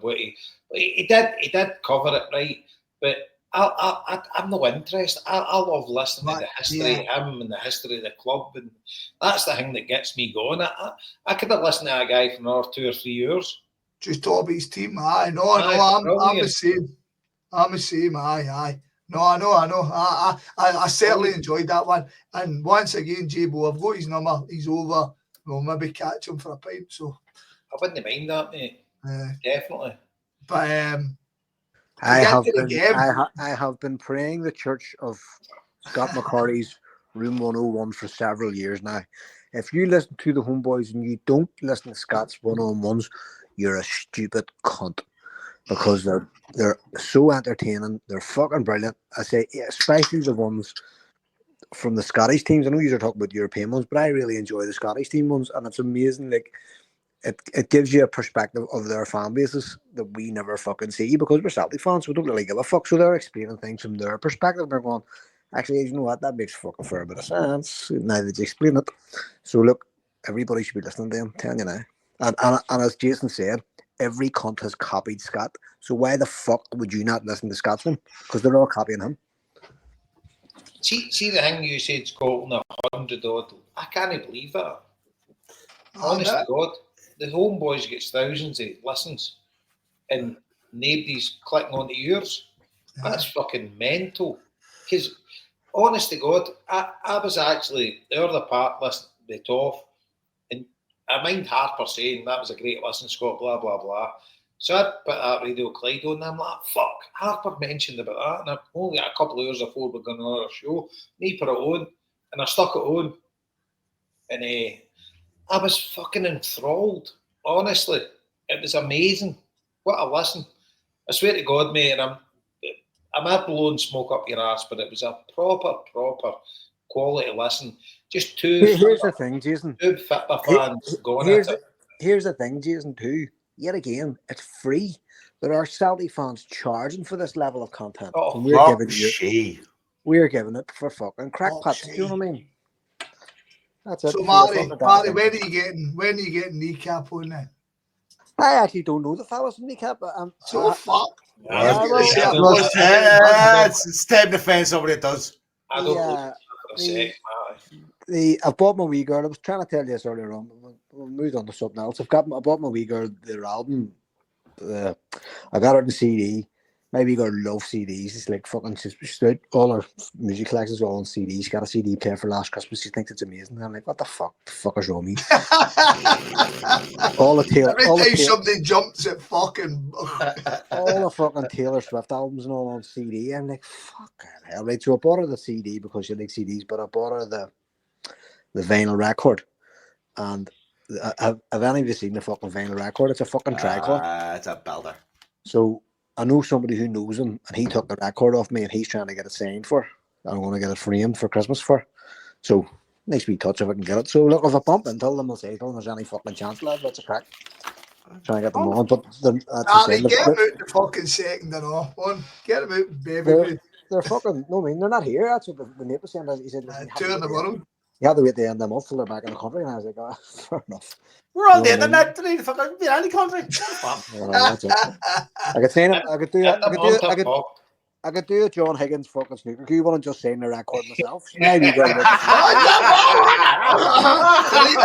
that. Behind the curtain, Marty. Behind the curtain. Hey, I can fucking sign all sorts. Get us a Kneecap album. I'll sign it. Here, you're more fucking famous than fucking Kneecap, you cunty. Fuck's sake. He's more famous than John Higgins, dude. John's signing fucking Jason Higgins jumper. Here, by the way, I never tell you this. Paddy, when he did that, I think we were in Atlanta when he did that show in Glasgow. So Caitlin was at it, and she's like, "Jason, you've no fucking idea." She says there was a couple of rowdy boys down the front, so Paddy's zoned in on them. "All right, boys, wait, it's fair like wish you." I was like, "You know, fucking Jason Higgins." That's what I'm loving. I mean, fucking John Higgins in the final. Did they? Is the question. John Higgins in the final of tournaments and cunts are leading on going, "You related to Jason Higgins?" Fucking absolutely mega. Holy John Daniel is my Homeboys podcast. fuck's sake. Crazy. Here, by the way, Are we we never going to mentioned. talk about Club Brugge or that'll just do that? Well, see, to be honest with you, I want to actually get a blether what you think about next week, because I'm a bit, we're all... We've got Dale. I want to bring Dale on, but I don't want to bring him on until we're done what we're doing here, because I want to give Dale his platform. So we'll talk about this first, all right? Yeah. No, Jason, I'm saying you finish what you're talking about. We'll do that first. No, I would just want to talk about Club Brugge. No, that's what I'm saying. We'll finish the Club Brugge chat, and then we'll get Dale on, and we'll let Dale fucking give his platform to tell us what's happening. So, no worries. So Club Brugge next week, it's fucking massive. They're sitting in 6 points, we've got 7 points, and it's fucking like, I mean, they, by all accounts, listen to your podcast, Scott, they're quite happy to fucking play the high pressing game and go for it, and we're quite happy to play a high pressing game and go for it. So it's going to be in, like, let's face it, they're probably on a par with us in the fitness sense. Yeah. So it could be a fucking almighty fucking tussle. See the massive thing, I think, is this is their manager's first go to the Champions League. I think that's big, right? If you go and look at Club Brugge over the last 10 years, as Hans was talking about, they've been dining at the top table generally. They've been in the Champions League. They've been getting straight in the Champions League. However, as well us guys know, man, whoever is coaching your team is more important in your history at that precise moment, because he dictates what you're going to do. And Brendan Rodgers is learning. He's been here before. He's done it.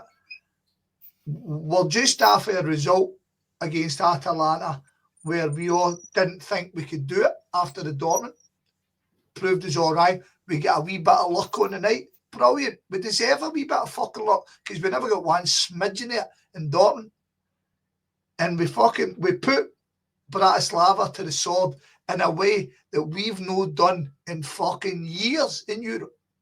We were bang on favourites, and we walked out there as favourites, and we played as favourites, and we battered them. Dortmund was a huge kick in the balls, but we looked to have learned from it. We went to Atalanta, we get that draw, like I says, and then we played Leipzig, and we all last time we spoke about it, we showered our team with compliments, and they fucking deserve it. And they've put us in a position that we're up against a team, as Jason says, I think they're on par with us. Maybe somebody's eking a wee bit better, but I think the home game, Celtic Park, and I think we are the better team right now. And fuck me, you cunts know how much I hate being positive about shit. You know I hate it, but I can't deny what this team is doing now. And obviously we've still got Saturday to go. They've got Saturday to go as well. But I hope, and I'm talking about myself here, and I'm talking about you, Jason. I hope we turn up as fans for the team. I hope we fucking get everything we've got, because we're good enough to win this game. We're good enough to win this game comfortably. We're good enough to win this game by a smidgen, but we're good enough, and that's fucking brilliant. Mm-hmm. And that's brilliant. What a position to be in, boys. Know what I mean? We've sat in Champions League groups where we basically cross our fingers and hope for the best. We've been there. Do you know what I mean? And see right now, our destinies in our own fucking hands, and it's doable. Club Brugge, imagine I say to you, you've got a Champions League group with Club Brugge, Young Boys of Bern, and Dynamo Zagreb. That's your group. You'd have your fucking Homebhoys out, wouldn't you? You'd be fucking stroking away, man. Yep. So all eyes on the prize. get it done. I mean, see if we win, and it's fucking hell, man. I know. And I think we can do it, Jason. That's it. This isn't a fucking Celtic. This isn't Celtic kind of going, by the way, I know they're champions of Europe, but see if they don't turn up, we could do it. This is a team in our level. Let's go and beat them. Right, Let's go and exactly. beat them, man. And by the way, what more do you want?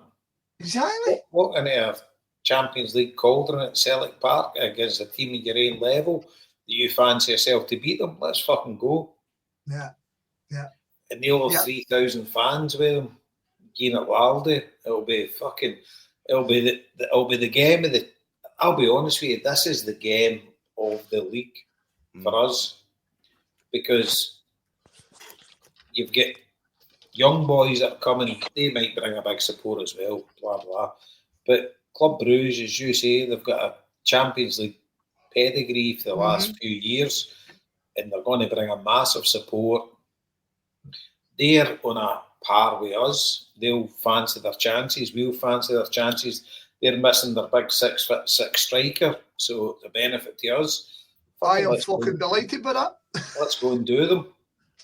Jason, I'm going to interject. You listen to the podcast, and I swear, see if you watch on YouTube, you want to see my face when he says that. He says, he's under the biggest smile. I clocked myself in the wee hang. I was like, fuck. I couldn't have been happier. I was like, fuck hell, man. Fucking happy days. Super. Right. We get that one. We are now at 3 hours. You struggling here, Joe? Right. Okay. We'll get there on. And it's up to yourself. Right. Well, you know the script, boys. So. Can you give us a couple of minutes? Yeah. When you go. I need to go and do a wee. We just wait then. Bring me sunshine. Joe, how come you're not coming off of the game? Do you know the Champions League? No, I'm going to the Young Boys game. Young Boys. Because I'm an assistant coach now to the football team.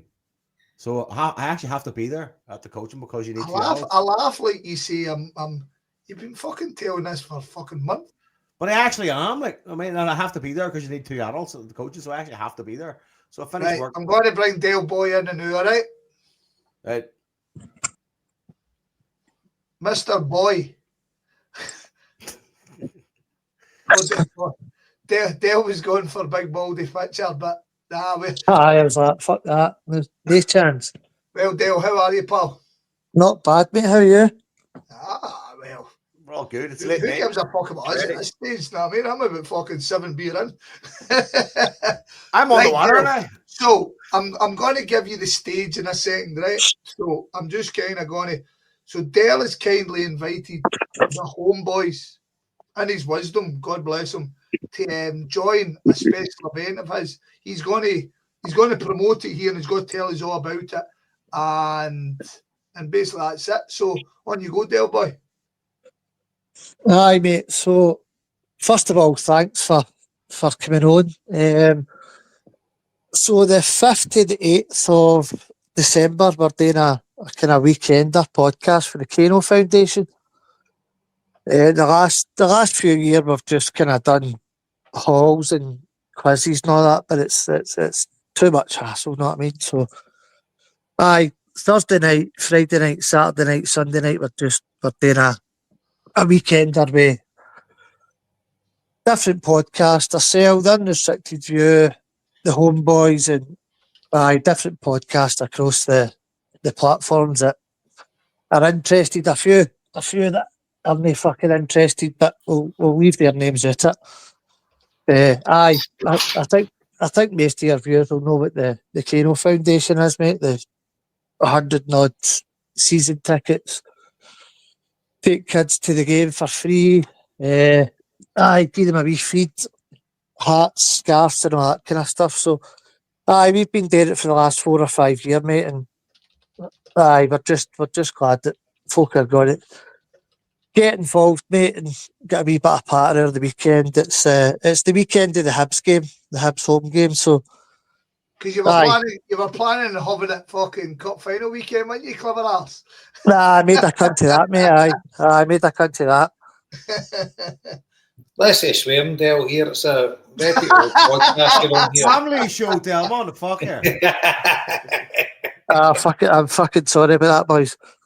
So double barrel swearing we do here. No, brilliant. Like you said, Dale, N for the Kano, we're in.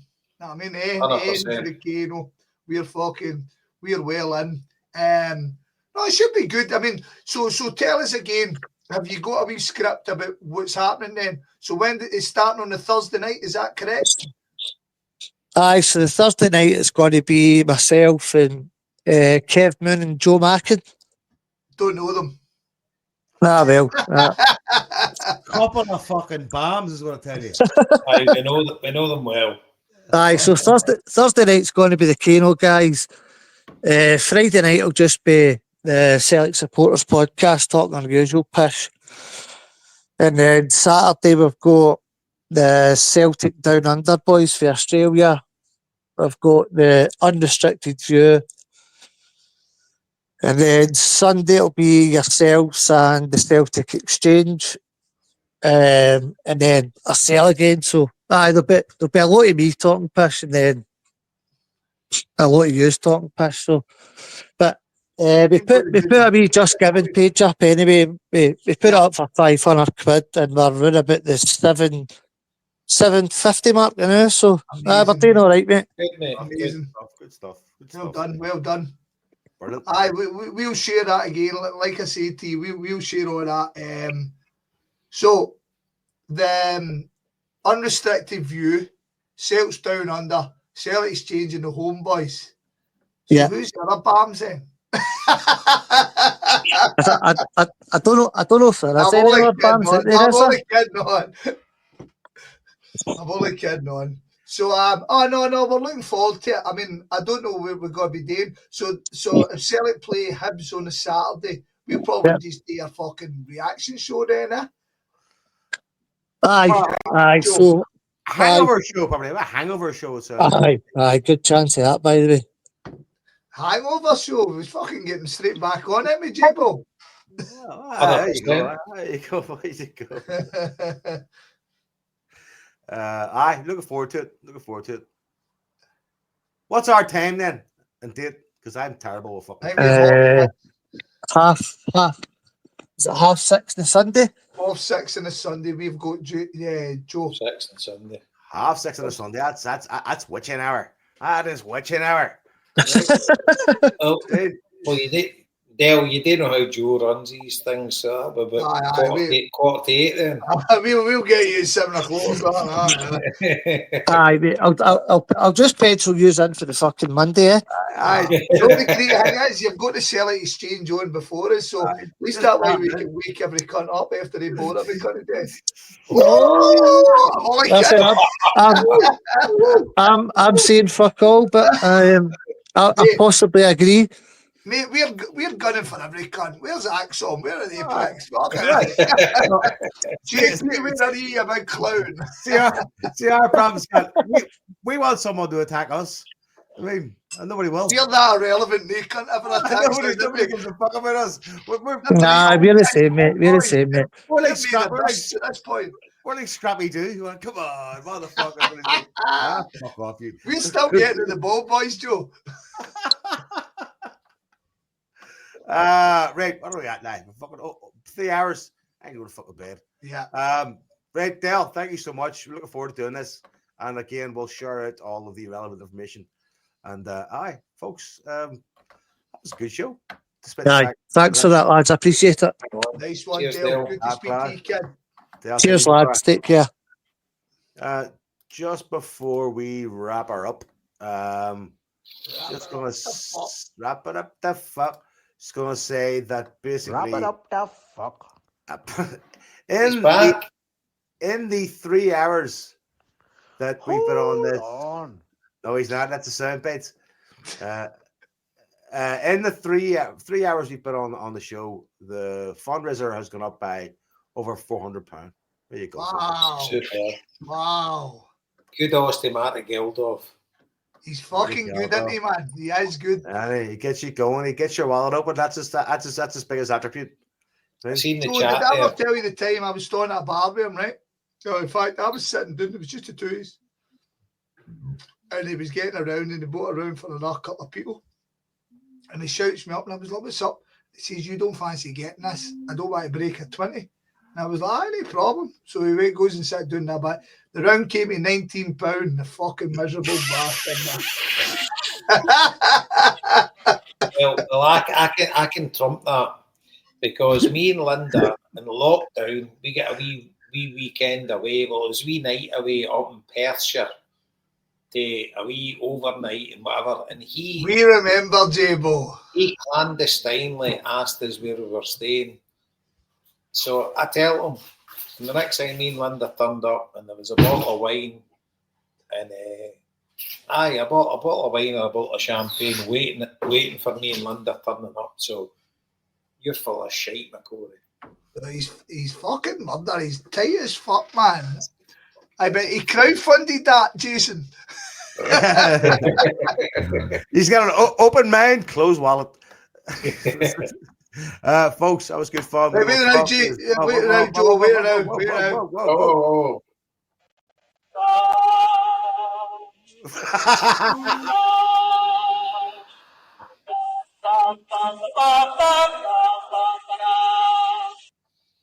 God bless you. I would appreciate if he was even in time, but he's not. Right.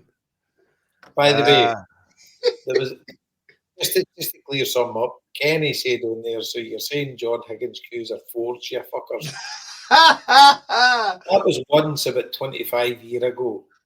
No, the rest of them are there, I can assure you. But one of them is. One out in the market is. One of them, but we're not telling you what one is. No, we're not telling you. One is a mug. It was not the day we were. I think it was something done about 25 years ago. But... Kerry, right. See everybody who's got a queue, they can play better apart from one of these.